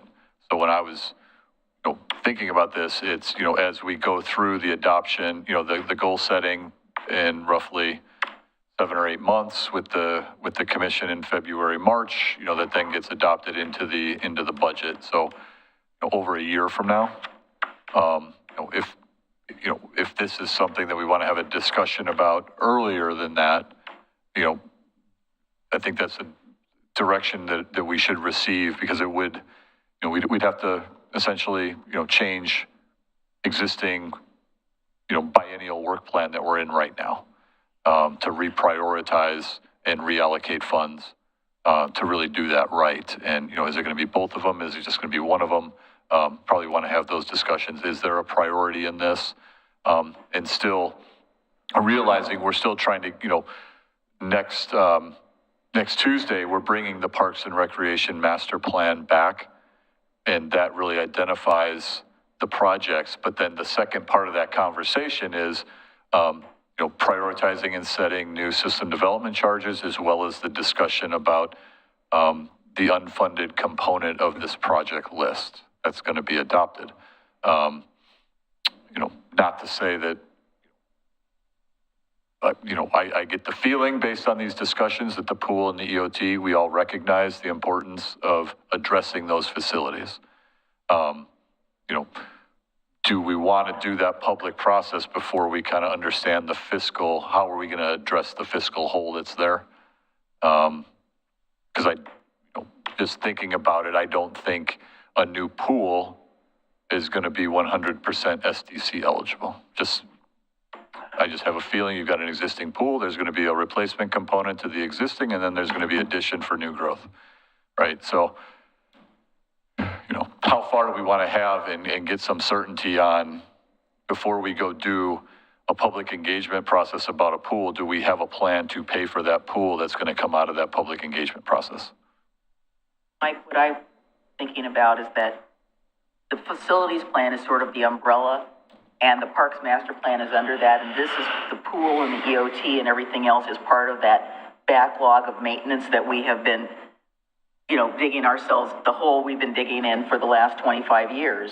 And I agree with you that those probably in our minds probably do have a priority, but I think really trying to understand what the funding component is, how we're going to get there with some sort of analysis on, what are the parts that we need. And I don't know if you recall in our, so we do our community survey every 2 years. And so the first year I was on the commission, we had the, I believe Commissioner O'Donnell and I asked to have a question put on there. Would you support a bond or levy? I can't remember exactly how we worded it, but we asked for, would you support some additional funding for parks? And based on that particular survey, we got a fairly overwhelming support because parks have rated, number one. I mean, I'm just saying the umbrella of parks, not, the different components.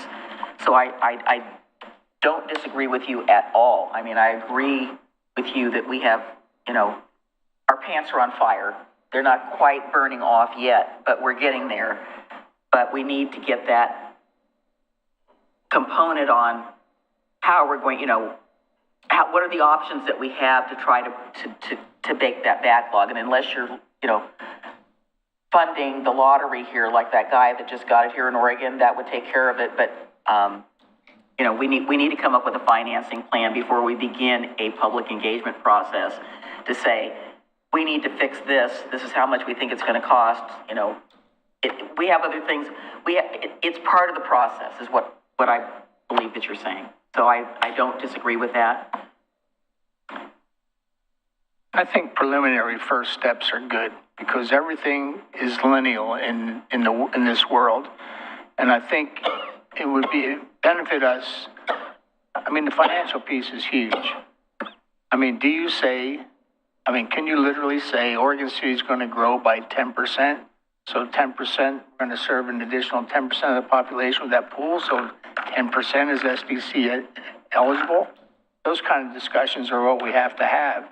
And I mean, those two institutions, whether it be the end of the Oregon Trail or the pool, I mean, they have relative value with respect to each other. And you may you probably will not be able to do both. And do you want to do both? And they're not, the assessment we've been given of them in the past is not necessarily a repair assessment. It's a replace assessment. Those are big numbers. And so what's the relative value of those two institutions to this community? I think it's time to start the preliminary discussions because if you don't start until you're at the edge of the cliff, everything happens as a fire drill. It'd be nice to gather some preliminary information and some background. And I don't think you can turn it over to the general public and say, what do you want to do without an understanding of how would you accomplish it? Exactly, yeah. Because I agree with you, we need to be more proactive, and I think we have been by trying to get these assessments done to know what we need to know.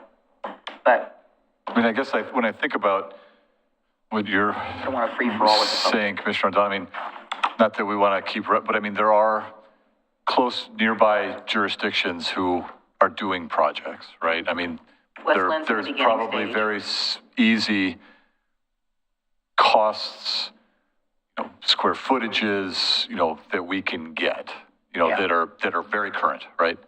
Being constructed now or within the last year or will be, that I think is really easy. Getting that type of information or going to visit it to see what they're doing, what this looks like, what it feels like, right?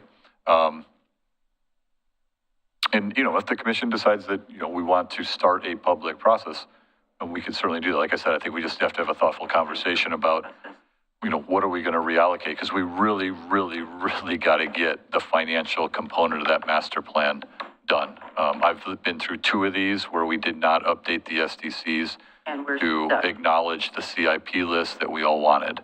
So for me, that's the priority, is having that discussion, because that's the hard part of that plan.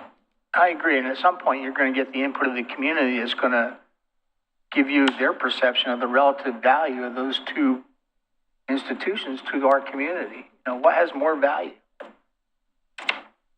And what I think we size, know. right? Is it a regional draw? Is it a more of a local draw? You know, I mean, I think there's a lot of conversations that are going to come out of that.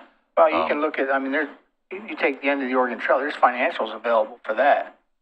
And you know, is it an ongoing concern? Is it a standalone concern? Is it a matter of subsidizing it all the time? I mean, those are true. And, you know, a good friend of mine told me that that place was built almost like an expo center for a limited duration of life.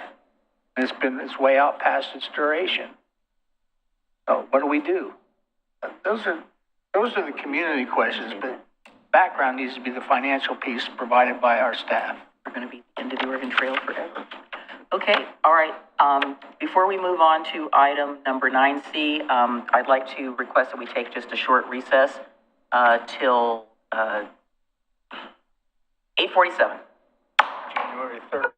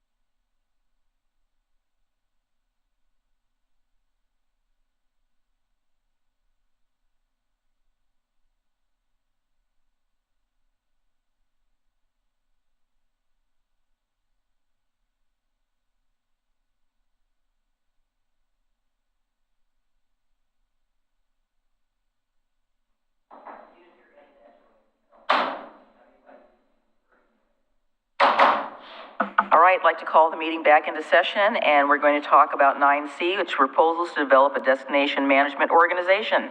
Mr. Graham. Thank you. Good evening, Mayor, members of the City Commission, City Manager, Assistant City Manager, colleagues, ladies and gentlemen. I'm James Graham, Economic Development Manager for Oregon City. And on March 6, 2024, the City Commission reviewed the staff's draft of an RFP to identify a consultant charged with establishing a legally structured nonprofit that complies with the U.S. Internal Revenue Code and will function as a standalone destination management organization.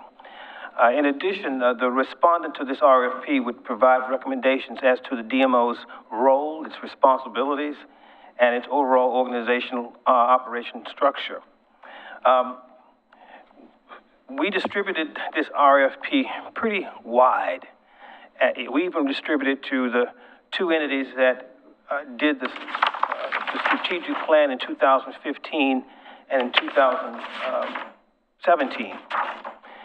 And so after all of that, we received two proposals, and there was a committee called in order to evaluate those proposals. And we want to thank those volunteers that served on that committee in their thoughtful review of what they saw. And so I'd like to mention that the two proposals that we received was from a company by the name of Whereabouts, and the other one was called JLL. Now, Whereabouts is a company, and it's headed by a gentleman who used to work for one of the companies that actually did the strategic plan for Oregon City.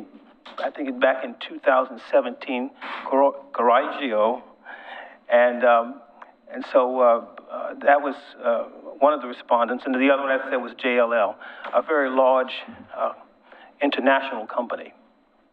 So what I'd like to do is call forth Don Scott, who is a member of that committee and also a member of the Oregon City Heritage Coordinating Committee, to sort of let you know why we made the recommendation as to one of the proposals. Before Don comes up, could we ask some questions? Sure. Of you? So you mentioned that we send it out far and wide. I generally would like to know how many did we send out, because that would be important. You're saying far and wide. I don't know if that's 15 or that's 100. Actually, we did 15. Actually, interesting. You should choose that number. About 15, and then we also published it in the Daily Commerce Journal, which is also a publication for RFPs. Yeah. So so it's published in the Daily Journal, Commerce. Right. And then we sent out 15 proposals to different organizations. Did we advertise it anywhere else besides the DJC? No, we just distributed to who we knew were out there. Right, but I mean, besides the DJC, did we put it in any other publications? No, we did not. That's good, though, you put it in the DJC, because everybody reads that. Yeah. So, go ahead. Where did Don go? Any other questions? Okay. I think your staff report was very clear about what you guys did, so can you add to that? Well, I wasn't prepared to talk tonight, but so he just sprung this on you then. Hey, I'm happy to share. I'm happy to say that the four of us, plus James, met, and we had a score sheet that we'd all reviewed and done independently. And it was pretty interesting when we all sat down and went through it together. We were all pretty much in sync. The JLL really, the concerns mainly was, or the observation mainly was, it was a lot of, not unexpected for an international company, a lot of boilerplate, very little really local expertise or knowledge. Fact that anyone involved with the project would be flying out from the East Coast. They didn't really seem to address directly the points requested in the RFP. This was Jones LaSalle.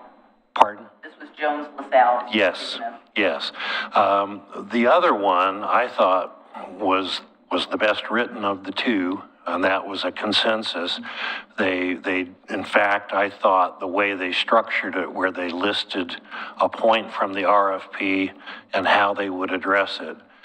They gave very specific expertise. The fact that they are also working with Wilsonville, and I saw the presentation from the Wilsonville folks, and the fact that they were involved with the Coraggio report, which, having reviewed all of the past reports, I thought was really, really good. So at the end of the day, it was a really easy choice, and we were all pretty consistent. There was really no discussion to be had, basically. It was pretty clear. And the proposal submitted by Whereabouts, the dollar figure in terms of cost is they're proposing to do this for $35,000. I was surprised. And for the other one, JLL, it was $85,000. And we didn't even discuss that, the difference in price, till we'd already made our choice. So our recommendation for this evening is that that you approve Whereabout for the very reasons that Don Scott and also other members of the committee mentioned. I read the Jones LaSalle report first, just because that's the way it came off the printer, and then I read the Whereabout one second. What I found that was key to me was the very first one under their DMO design and creation was the kickoff meeting, wanting to ensure alignment with the scope of work, et cetera.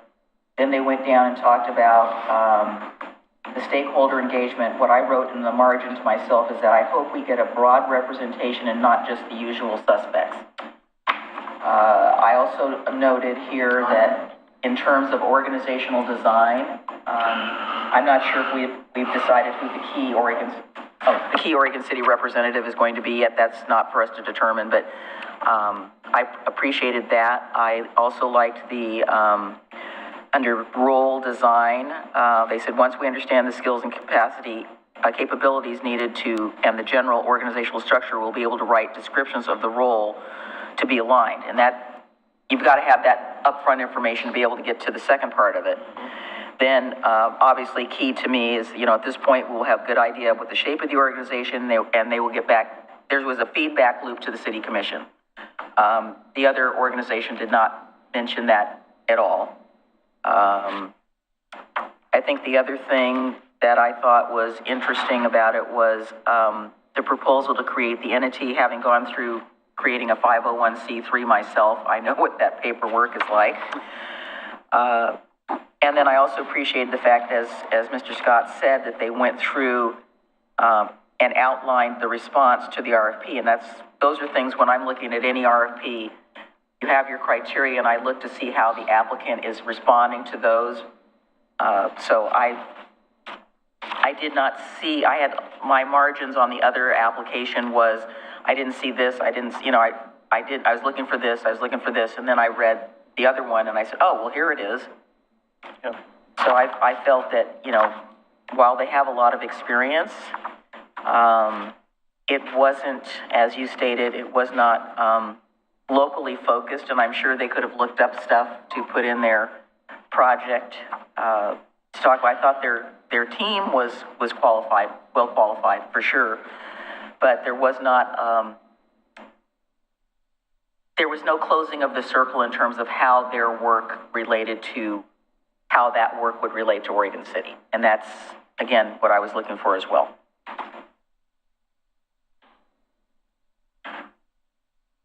Yeah, when I looked at them, that on the JLL one, my first thought also was, boy, do we really want to go with a huge national company like this, and we're going to get national boilerplate and not what we might be looking for.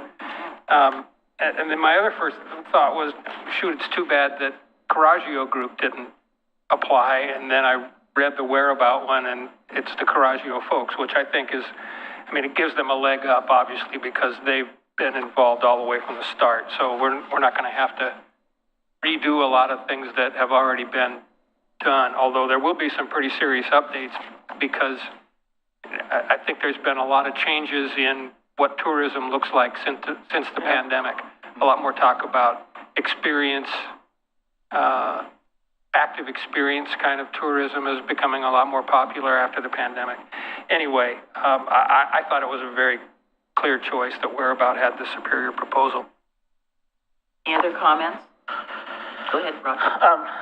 I'll just agree with the comments that have already been made, but also thanks to the people that participated in the selection committee, and I want to thank you as well, Don, because you have stepped up quite a bit, I think, in helping in the heritage area in general. Took a real interest in going back and reading the past plans and questioning them, and so the fact that you were able to and willing to participate in this selection committee means a lot. I think it's, as you know, a lot of us that have been in that tourism group or tourism world have been there a long time. Like our friend Thelma sitting out there who've been through this conversation 10, 20 times. And some of us that have been doing that for so long have been tired, and those groups are getting kind of smaller. And, you've been participating quite actively and getting more active. And I really appreciate that, because I think there was times where we thought that whole community was kind of gonna give up. Yeah. And so having a fresh look and being able and having the ability to step up a little bit, I think I really appreciate you for that. Thank you. Anything else? Is there a motion?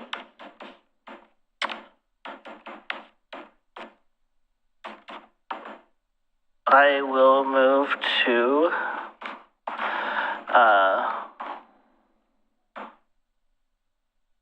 what is the motion? To move to support the acceptance of this? Awarding Award the our proposal? Review and accept the recommendation of the review committee. Okay, so moved. Second. Commissioner Mike Mitchell. Aye. Commissioner Rocky Smith. Aye. Commissioner Adam Marl. Aye. Commissioner Frank O'Donnell. Aye. And Mayor Denise McGriff. Aye. Motion passes. Okay. Let's move on to item 9D, a draft of a joint statement in support of our shared river assets and opportunities. That, Mr. Conkle.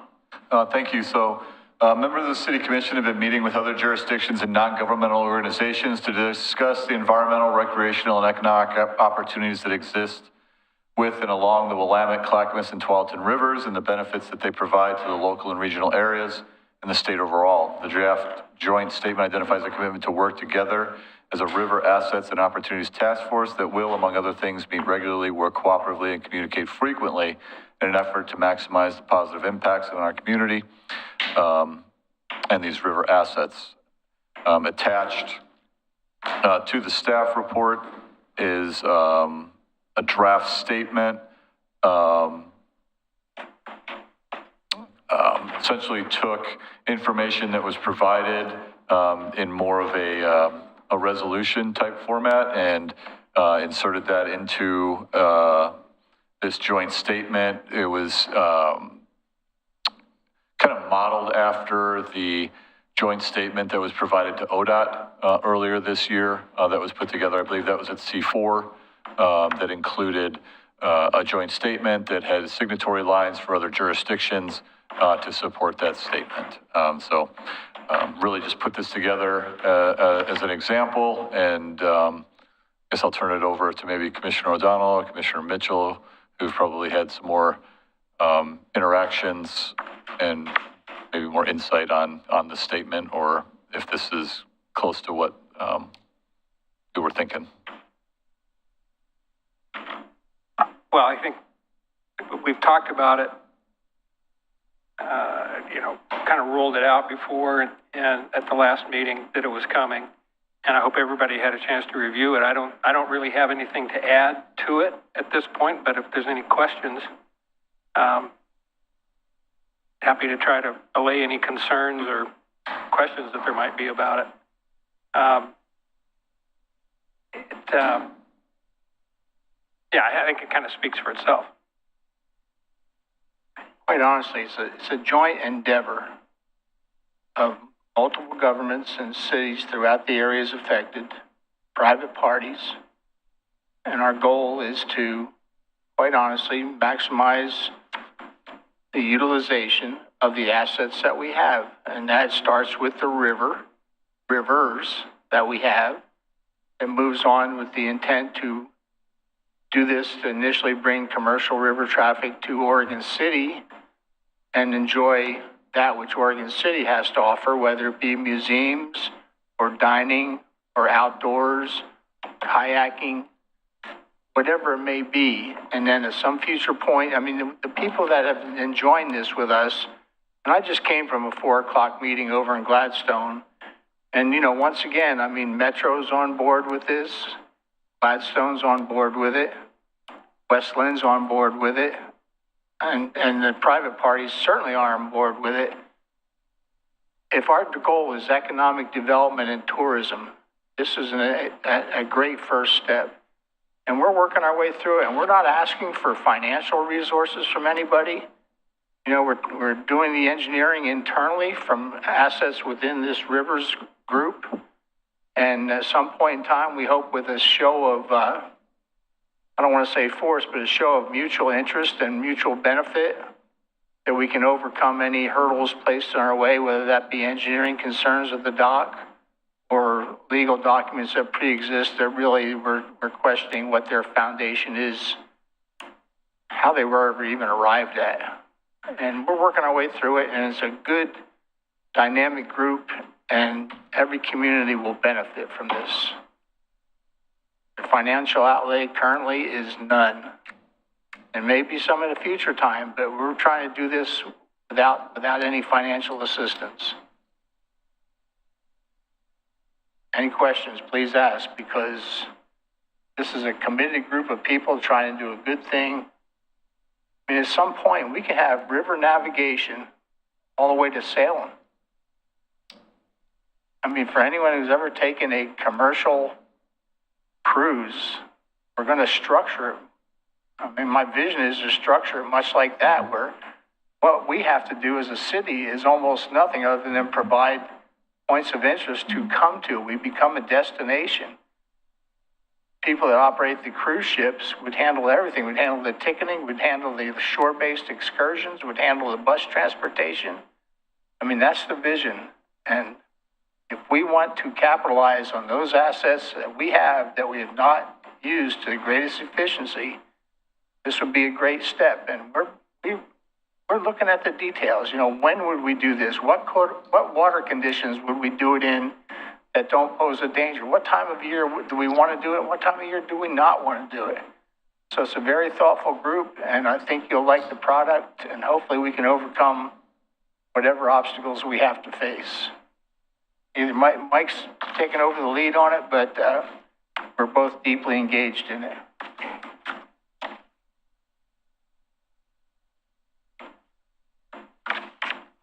Well, I guess I would ask a question just to begin with. I don't know who Vessel Reliant Professional Tours are. I don't know who Friends of Sport Craft Landing Organization, Willamette Queen Stern. I don't.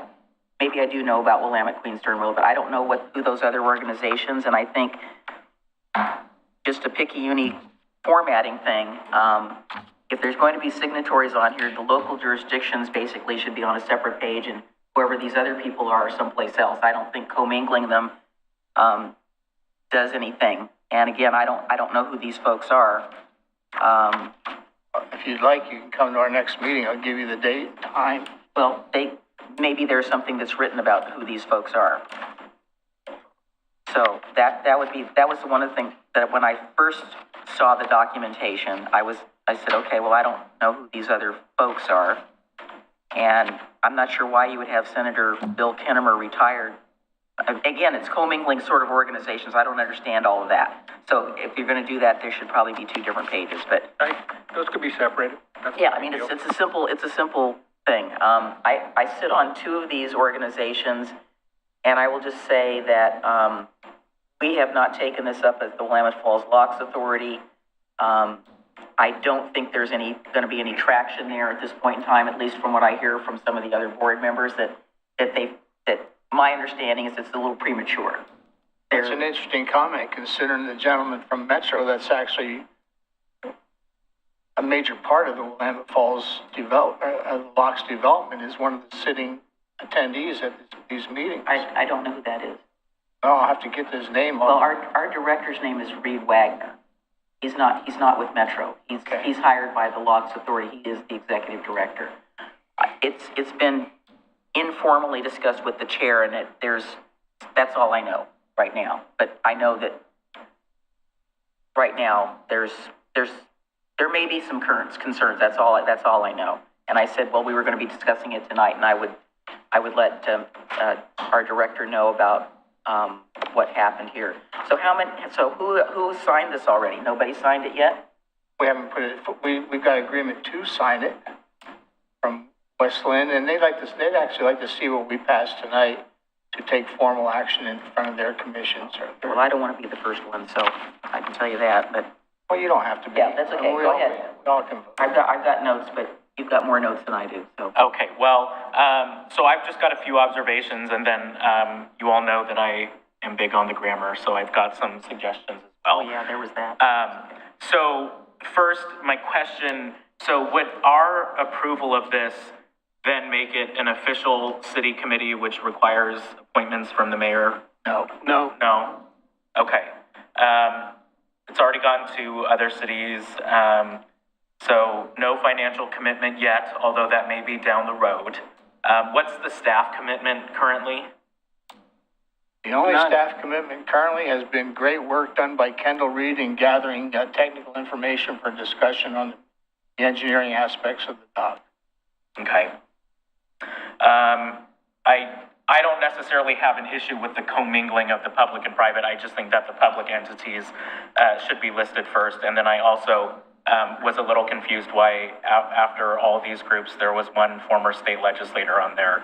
I really like Bill. He's a friend and a mentor. I just was a little confused why after all of these organizations, there was a single individual who was listed. Well, it's an interesting observation. He has a pretty good relationship with the State Marine Board, and governmental relationships are important, and he was willing to become involved in it. And of course, I think that there's others who are current elected officials like Mr. Meek that we should talk to and engage them. Perfect. So if there are more individuals that are open to being on that, I think that would be great. That was just the question because it seemed a little out of place. It did to me too. He's not really a state senator anymore, so. But knowing that there's the opportunity for others to be added, I think would be there are. fine. So just a few things. In the last paragraph, the second sentence, the purpose shall include but not be limited to, and my proposal is to have it say, working cooperatively, meeting regularly, and communicating frequently, rather than not be limited to work cooperatively, meet regularly, and communicate frequently. That just works better there. I think in the prior paragraph, recognizing that maximizing the positive impacts on our communities of these river assets will require the coordination and cooperation of multiple governments and non-governmental agencies. When non-governmental agencies is used elsewhere, there is a hyphen, so I would just say for that one, either add the hyphen or make it consistent across the document. Hey, can you provide me with these? Yes, I will. Or actually, you go to Mr. Conkle, not me. Yeah, they should go to Tony. Yes, and then a couple up from that, these connections would coordinate a reopened Willamette Falls Locks, commercial tourism or transportation uses at Johnstone Park, new riverfront assets on the Westland riverfront, and more. I don't know that coordinate is the right word, because ideally the Willamette Falls Locks is going to move forward regardless. So I think there's an opportunity for a different word there, recognizing that they work independently, but also can help each other as they are both successful. Synergistic. I understand what you're saying. They all are parts of the whole. Yes. But they are also independent. Enhance? Yes, I think that would be great. And then lastly, in that first section, I think it gets a little bit of a run-on there, so I would change it to say, the jurisdictions and non-governmental organizations named below support a healthy and vibrant river system that provides economic, recreational, and environmental benefits to the region, and then I would change this part to fosters connectivity among the communities along the Willamette, Clackamas, and Tualatin rivers. Those are the changes and edits that I had in mind, but other than that, and having my concerns and questions allayed, I would be fine moving forward. I will say that I have heard from individuals from other jurisdictions who have had concerns about this.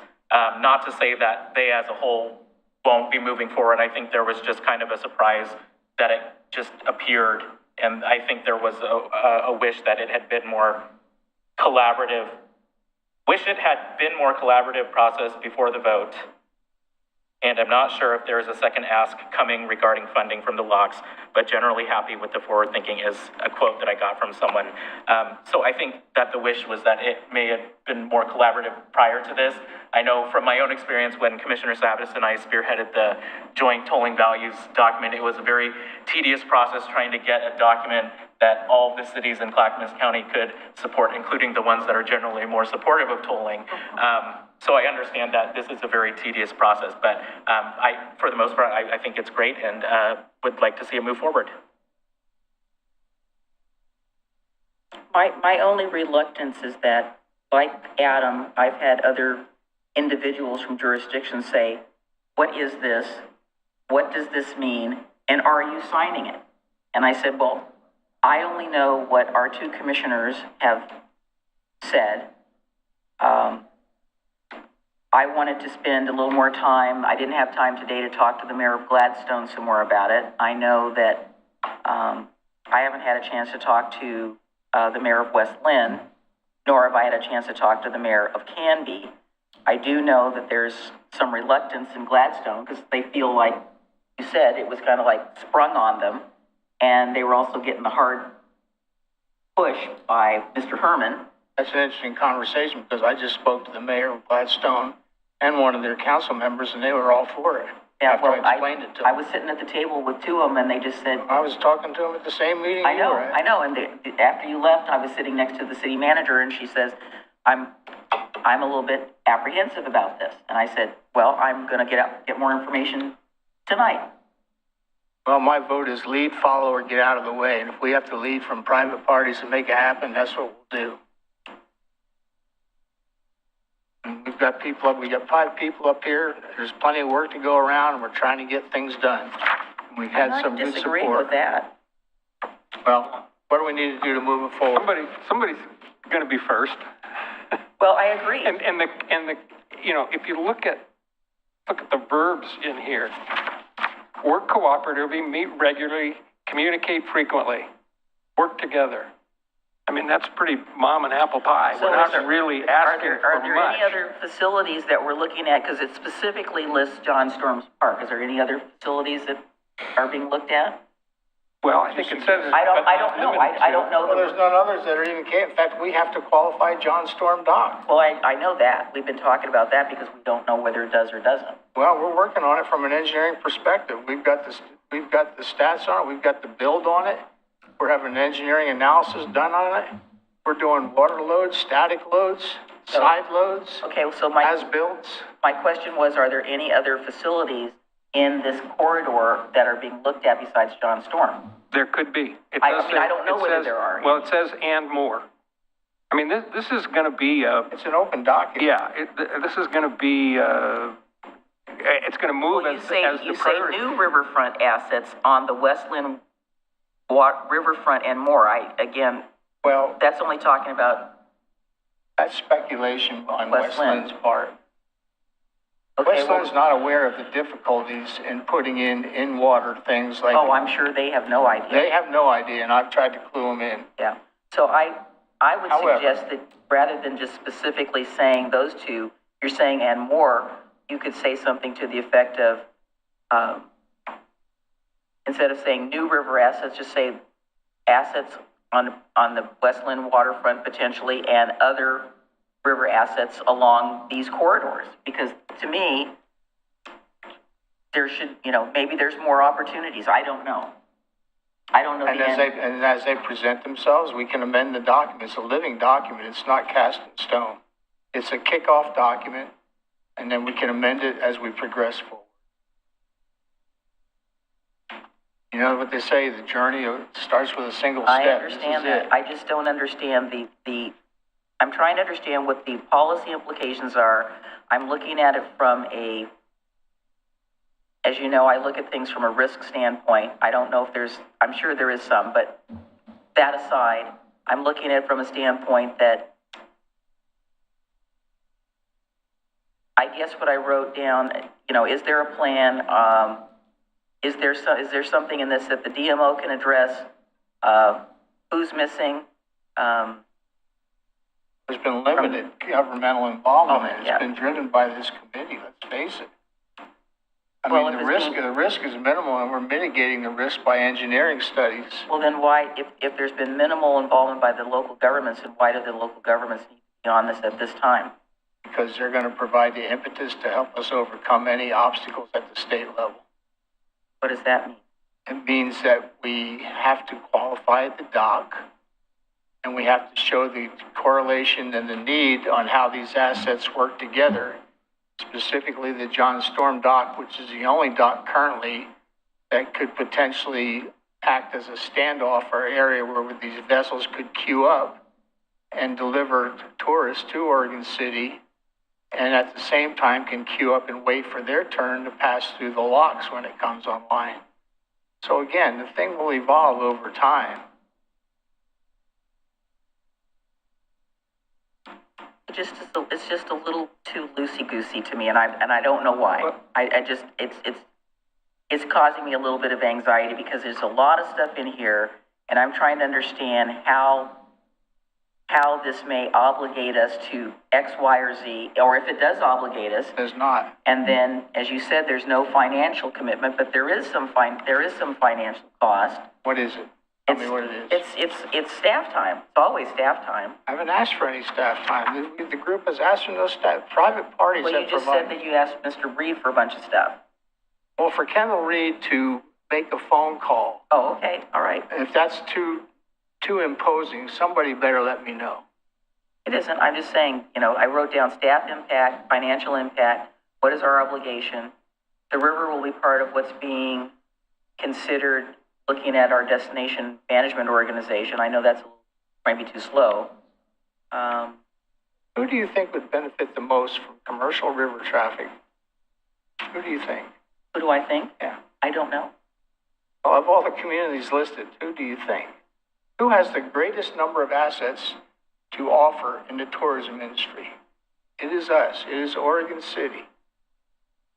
They go unrealized because we have not made ourselves a destination, and that's what this is part of. What future financial commitments do you think may come later down the line? I currently don't see one because the only commitment has been borne by the private parties in the scope of engineering analysis. If one of those evolves, we'll come forward and request it and see how we can share those costs to the mutual benefit of all. But as of now, the private parties listed as signatories, so Willamette Queen, Friends of Sportcraft, Vessel Reliant, those groups have Portland Spirit. Those groups, you're saying, have committed to investing in studies or whatever that may... The engineering studies are being handled by members of the group that have engineering assets available to them. That's the only study that has to be currently done. Remember, when we entered into this, there's only two things we have to overcome. One is the structural capability of the dock, which we can either, and it is in a document, as Mr. Mitchell pointed out, said 40 tons and 60 feet. Oh, I have an engineering background. Nobody ever built something and rated at 40 tons to fail at 41 tons. Probably has a safety factor of 3, 4, or 5. So somewhere between 120 and 200 tons. Also, that the analysis, we're getting into too much depth. The state did an analysis at high water flows. We're going to limit use during the low water flows to be maybe May through September. That's the tourist season. June. Right, I wasn't asking for the deep details. I was asking, Yeah. So I guess, Mr. Weisman, Yes. a joint letter of support or how it gets rewarded and then separate, the entities getting separated. What does that, I mean, legally, what does that obligate us to? I don't know. That's what maybe you don't know either. I mean, it is somewhat amorphous. There isn't a specific, here's, the financial commitments, here's what we're going to do. I think the way to think of it is a stage setting. This is something that we have a shared interest in, but there is no commitment that I see in this that necessarily obligates the city to do much or in a way that, has any penalty if we don't do anything. It is a statement of interest that we are interested in doing these things, that we're going to communicate, we're going to stay in touch. How much and, what that looks like is really up to you and, what direction you give to staff. Well, again, I would feel a lot more comfortable if I knew who these other organizations were. I don't. Why? Because if we're signing something, the city is signing something, shouldn't we know who we're getting in bed with? I don't know who the Friends of Sportcraft Landing are. Who are they? Is it a 501c3? Is it just a group of business owners down there? Who is the Willamette Queen Sternwheeler organization? Is that their legal name? I don't know. Well, apparently We're obligating ourselves to meet with them and communicate. But why can't you tell me who they are? Are they legal entities of some sort? They're private parties or private It's a private enterprise that operates. Okay, well then, tourism. Is the Friends of Sportcraft Landing organization, is that some sort of legal organization? No, it's a de facto organization. Okay, so that was helpful. Okay. Who is Vessel Reliant Professional Tours? I'm going to make a motion. Make the motion. Well, you can't answer my question? I'm not saying I'm making a motion. I understand, but I would like you to answer my question, please. I can't. You can't? I don't have that information. They are a commercial entity. A commercial entity? Yes, they are. Like a real... They operate tour boats. Tour boats, okay, out of Portland? Yes. Okay, that's helpful. Take the motion, Mike. I'm going to move that we approve signing the joint statement in support of our shared river assets and opportunities with the edits as suggested by Commissioner Morrow. I'll second it. Thanks. Commissioner Morrow seconded it. Roll call, please. Commissioner Mike Mitchell. Aye. Commissioner Rocky Smith. Aye. Commissioner Adam Marl. Aye. Commissioner Frank O'Donnell. Aye. And Mayor Denise McGriff. Abstain. Motion passes. I'd also like the entities on a separate page, not commingled that way. And I think individuals probably should be on a separate page. Absolutely. That's fine. That's just That's, like I said, housekeeping. It's housekeeping and semantics. I'm fine with that. I just want to, before we move on, I just want to thank Commissioners O'Donnell and Mitchell for their involvement on this. Like I said, I'm fully supportive of this. I just wanted to make sure some of them were semantic issues were resolved on my end. So I'm excited and hopeful that the other entities will be willing to join us on this. Well, Appreciate the support. I appreciate your work. I just have a lot of questions that obviously some of you can't answer. And it's just, again, if we're putting our signature on something, I want to know who we're signing with or whose names are on here and who they are. So if we can get this so it's their legal entity names are there so that it's somewhat legitimate, that makes me feel better, makes me feel a little more secure about it. And I'm happy that a majority of this commission is supporting heritage and tourism. Oh, I support heritage and tourism. Are you okay tonight, Commissioner Smith? I know it's been kind of a topsy-turvy thing, I think. I met with the city manager earlier this evening. I said, I don't know how tonight's going to go. I did not see any of these coming the way they're going. I mean, I appreciate everything that Commissioner O'Donnell he's very passionate about it, as we all are about things. Yeah, that's so. I'm not asking questions because I don't support this. I'm asking questions because I want to know, like I said, who we're getting in bed with. And that's important to me because there's, sometimes things go not the way we always think we do. Well, I'm a believer in GSD, and I'll just say, get stuff done. I understand that, but I want to do it. And I'll invite anybody that wants to come to the July 24th meeting at the River Shore at 9 a.m. by this very group, and feel free, it's an open conversation, and maybe we'll allay some of the concerns others may have.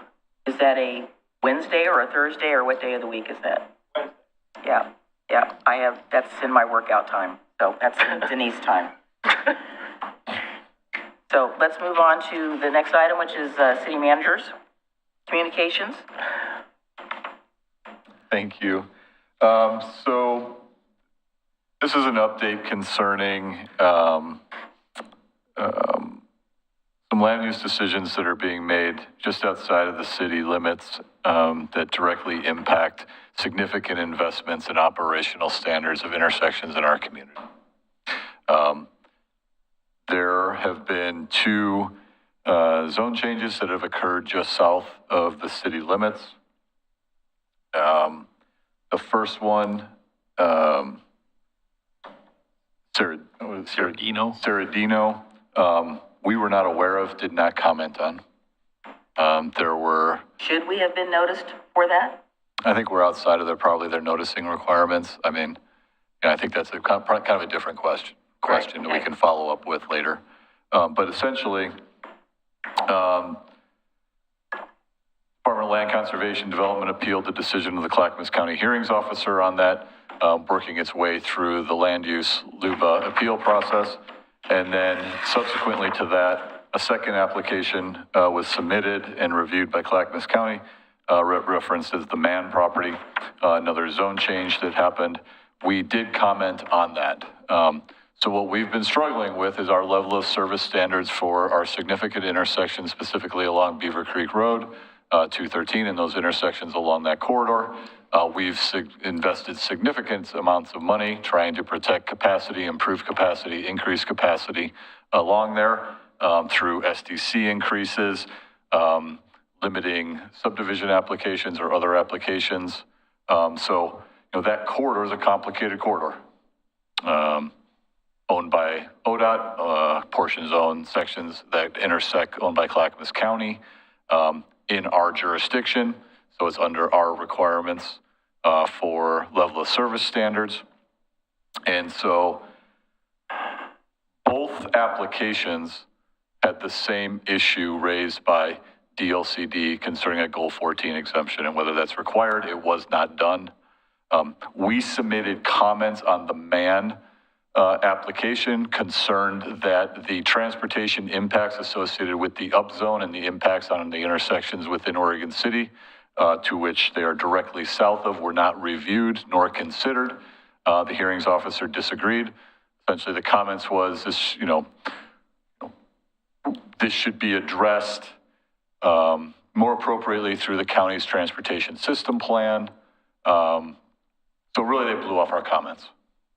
I felt it was important, as you're well aware, once a decision's issued, we have 21 days to appeal to maintain our standing in the case. In this instance, you had the first subdivision or zone change at LUBA being reviewed. The impacts of that decision were going to directly impact the Mann decision. So I felt it was important that we protect the city's interest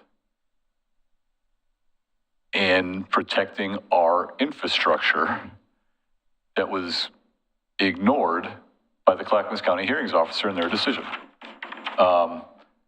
And so at this point, and Bill can talk a little bit more about this, last week, the Serradino case a decision was issued by LUBA, remanding it back to the county based on DLCD's appeal of the hearings officer's decision. That directly impacts the Mann decision. And now, as you're well aware, we're waiting to see if the applicant is going to decide, are they going to address the issue through Clackamas County through the remand, or are they going to go to the Court of Appeals? And we don't know that yet. So we really don't know what's going to happen with the other subdivision and zone change yet. There's been some questions about the ability to initiate litigation. So just making the commission aware where we're at, and it's a little bit, there's a timing issue associated with this where one decision has an impact on another application directly in adjacency to, in close proximity to where that application was. And like I said, directly south of our city limits and directly impacting the level of service in our community. Is there anything else you want to add? Yeah, just a little bit more about the timeline. The Serradino decision was made in 2023. It was appealed, and we didn't know the answer to that when the Mann decision came through. When the Clackamas County approved the Mann decision, we appealed it, so did DLCD, and all parties agreed we're going to have this, stay it and let it stay in limbo while Serradino works its way through, so they're not fighting it. Serradino decision came out Friday afternoon, or we received it Friday afternoon, and we don't know yet whether Serradino is going to appeal, but our understanding from the county and the attorney representing the Manns that it is going to continue to be stayed until it's finally resolved.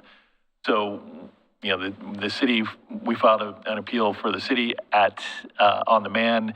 We've done nothing on it and don't anticipate doing anything until Serradino is resolved. And if LUBA's decision is upheld, it's likely going to go back to the county for further processing. So with that, any questions or concerns about the approach and where we are on it?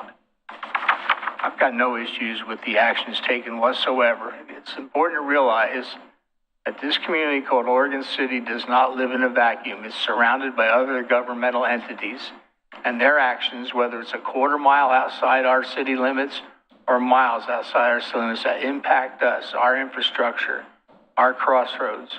We cannot let ourselves not have standing if we need standing. We cannot afford to miss dates. So I think the actions taken were entirely appropriate. I mean, I sit on the South Fork Water Board. If somebody dammed the upper Clackamas and cut off our water, do you think we wouldn't do something about it? So that's the end. That's the state of affairs. And I think the actions were, by consensus, and were well advised and well informed. So thank you. So how are we going to respond to this late-breaking email that states that we made a decision and that we in fact appealed a decision, which we did not? So the most straightforward way to do it is to ratify the appeal. If the commission wants to take a vote to ratify the actions and filing the appeal, that would resolve any outstanding questions. Sorry, what are you asking us to do, Bill? The commission, if one of the commissioners were to move, we ratify the decision of the city manager to appeal the Mann decision. I would make that motion and ratify that decision for the reasons so stated in the explanations just given. I'll second it just for discussion purposes. So have we indeed appealed it? Because I thought we were just we had a placeholder for standing. That is the appeal. That is the appeal. Oh. In order to have standing with LUBA, you have to file the intent to appeal. Right. Thank you. I think one thing that we're all used to hearing from community members is concerns over how fast, the pace at which our community is growing, some of which is in our control, most of which is not. And with this area in mind, specifically along Beaver Creek Road, every time I drive on Beaver Creek Road, it feels as though something new has popped up. Yeah. For better or for worse, the matter of the fact is that the county is trying to be developing more dense, Trying to urbanize. right outside of our city limits, and that has huge implications for our traffic, especially with the high school right there. It's already very bad. So I agree with what Commissioner O'Donnell said about making sure that we at least have the standing to make our own arguments in this case, because we do have a vested interest in the protection of our infrastructure, which is already at capacity, and with more and more developments coming up within the city limits, not to mention in the county outside of our city limits, it's just something that we need to be very vigilant about. Well, I think by virtue of the fact that we have not been receiving regular notices from the county because they don't think that stuff they're doing outside affects us, obviously by their approval. I think that when we were asked by the staff to confirm that we were commenting on these things, there was always the possibility that it might be, our concerns might not be addressed in the land use application process. And so I would think that by virtue of the fact that we commented, we are a party to the application, which therefore then gives us standing to go to wherever we need to go with it. So I would, I don't think, according to the way that Mr. Nacita has stated this, that we did anything outside of, creating some appearance that we were making decisions behind closed doors, which was not the case at all. And somehow he is under the impression that our city attorney has commenced litigation on behalf of the city without a vote. I read this a couple of times, and I guess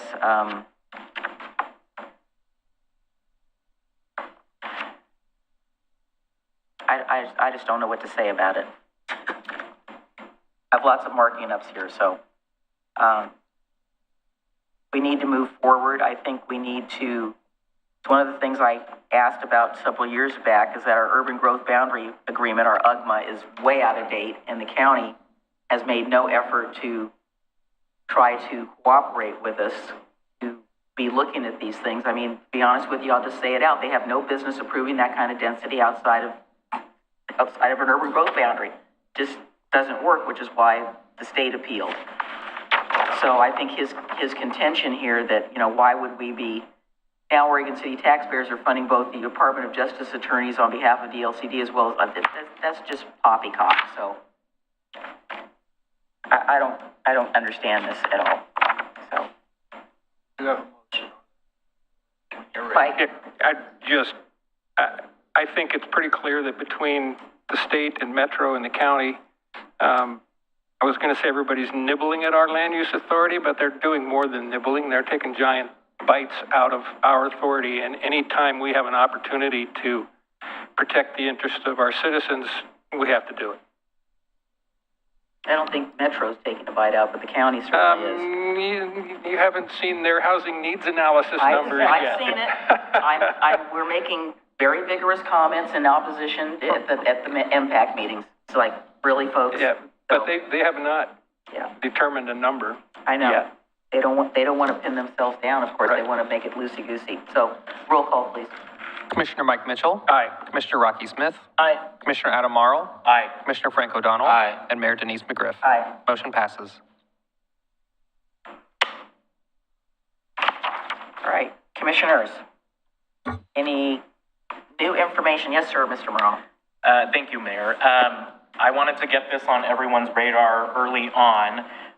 So you'll recall that in early January, a special legislative subcommittee came to Gladstone, and they were able to hear testimony regarding the tolling issue. Now the full Joint Committee on Transportation, not just their subcommittee that was focusing on tolling, but their full Joint Committee on Transportation is doing a roadshow tour across the state in the different regions to hear the different priorities from the communities across our state. And interestingly enough, when they first announced the rollout of the schedule, there was no Clackamas County location, but that has since been remediated, and I wanted to make sure everyone knew. So the Clackamas County roadshow hearing will be in Happy Valley on September 26th. So a lot of details are still to be determined, but later in the summer / early fall, we should be hearing more about that and have the opportunity to testify to our legislators about what we think should be in the 2025 transportation package. And I will add to that, at our recent Metropolitan Mayors Commission, we had Senator Gorsuch and Representative McLean come and tell us about this, and it was full of Clackamas County mayors. And it was noted that we got a late entry into for the road show. The one thing is this going to be by invitation only, and there will only be 40 or 50 people allowed to be participating in this particular road show, so to speak. That is what they told us. I'm just going from my memory of my notes. I reported this out to the manager at my meeting. They are very interested in hearing about other options for funding for this. And I said to Mayor Hodson next to me, I said, why are we doing their work? That's what they're supposed to be doing. They're supposed to be coming up with other options instead of just putting all their eggs in the tolling basket. So. Yeah, in line with that, at C4 Metro, Trent Wilson made a comment. He said, what they're looking for is, if not tolling, what? Mm-hmm. And we said to them, why don't you're supposed to be telling us that information. We've already told you that. I mean, my folder now on I-205 tolling is about like this, and it's full of suggestions that the jurisdictions have already made to say, this is what needs to happen. So, more to come. She's planning on coming back to our next MMC meeting, so I will report out. Yes, Rod?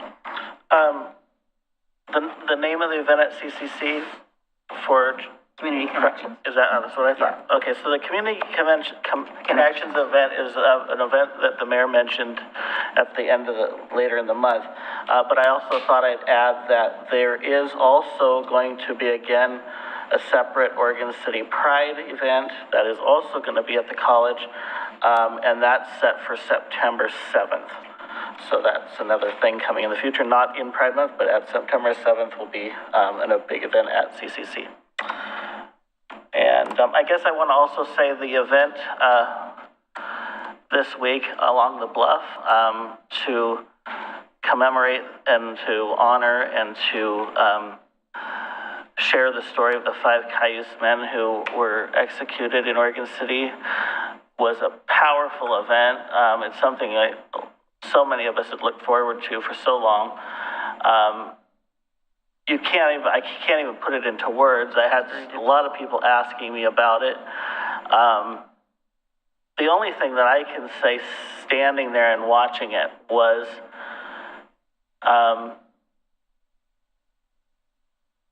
the wind was listening and the earth was listening. Yep. And it was powerful. You can't even, I can't describe it, but that day was such a windy day, and, the weather was not looking good.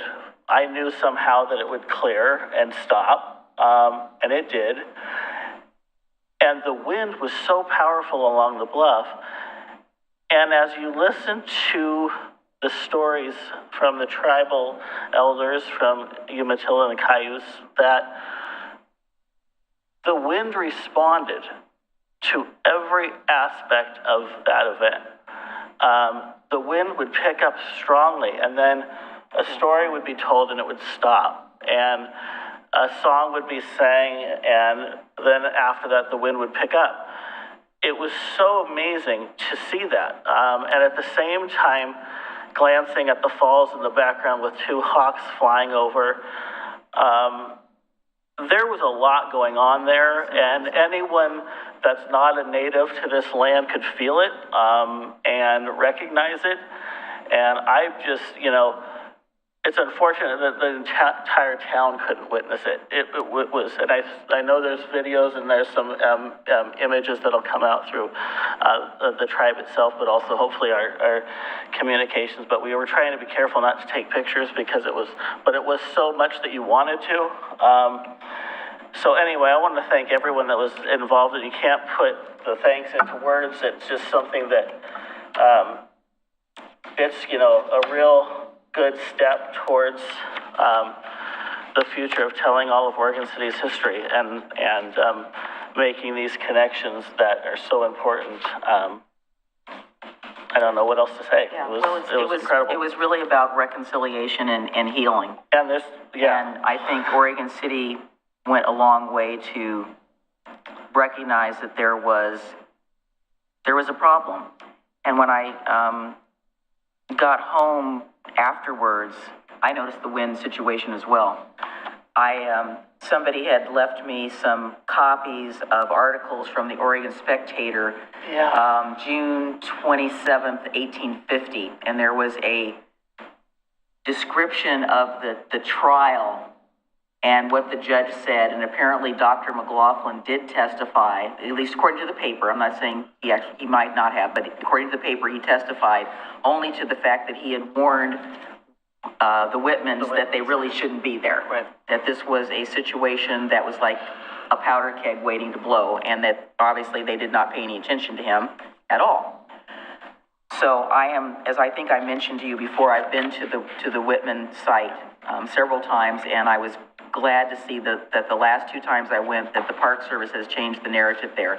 The word massacre is no longer used because they were trying to look at it from a 360 perspective instead of just the white settler perspective. So at least the story is coming out. The thing that was interesting in the Spectator article was that it said that the men were accompanied to the scaffold by the Archbishop of the Catholic Church, and I just thought, oh my God. That was just ironic to me that was listed in the article. But apparently their trial was, as Mr. Minthorn stated, was very swift and speedy, and it was all she wrote, so to speak. But it was interesting reading what the newspaper was reporting at that particular time. And there's apparently an article that came before the June 27th one, but I'll have to look and see if I can find that. But it was interesting. Tony and I and Laura, and I'm trying to think of who else was there, participated when Mr. Minthorn came, was it 2 years ago, and blessed the site, basically, and there was prayers and a ceremony, and it was very solemn. I felt very privileged to be there, and I also felt very privileged to be there yesterday. Mike? Just say, I'm not going to mention individuals because I would miss a bunch, but our city management and staff and department heads and everyone involved did a wonderful job in getting that monument completed in the time frame that it was and pulling off that event. That was terrific work. So thank you, everybody. Bobby Connor, the director of the Tomaslik Museum, was instrumental. Obviously, Dante Paradas, our engineer, Public Works. And I also might mention that although she didn't stay, the chairman of the board of the Confederated Tribes of the Grand Ronde, Cheryl Kennedy, was there. She didn't stay very long. I saw her. I couldn't quite get around to where she was so that I could speak with her, but she was there. And for whatever that's worth, it was appreciated. I think, again, our staff did a fantastic job. Bobby did a great job. I think Mr. Minthorn got carried away with the moment. It was a lot longer than we all thought it was, and I felt bad because they didn't get enough to eat. So there was lots of to-go boxes for the people who came on the bus, but I think they sufficiently took what they needed. But it was, I'm really proud of Oregon City for stepping up and recognizing that we needed to do something about this particular situation in history. And again, you know, looking at the times and what I know about that period of our history and who was the territorial governor and some of the people that were involved in our community at the time, I'm not saying I understand where they were coming from, but at least now we can move towards the path of forgiveness. That makes a lot of difference. Go ahead. One more thing. Watch the Grand Floral Parade this Saturday.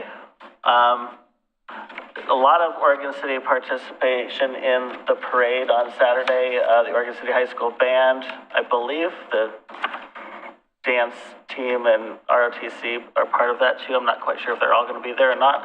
And then the float, and some of us will be walking in the parade on Saturday, so the weather looks good. Yep. It'll be televised, so we'll be check it out. dressing for warm weather. So I have one last thing under my communications. I have a thank you note from the city of West Lynn that I wanted to acknowledge. It says, Dear Mayor McGriff and Commissioners, thank you for your thoughtful gift that was presented to us a few months ago.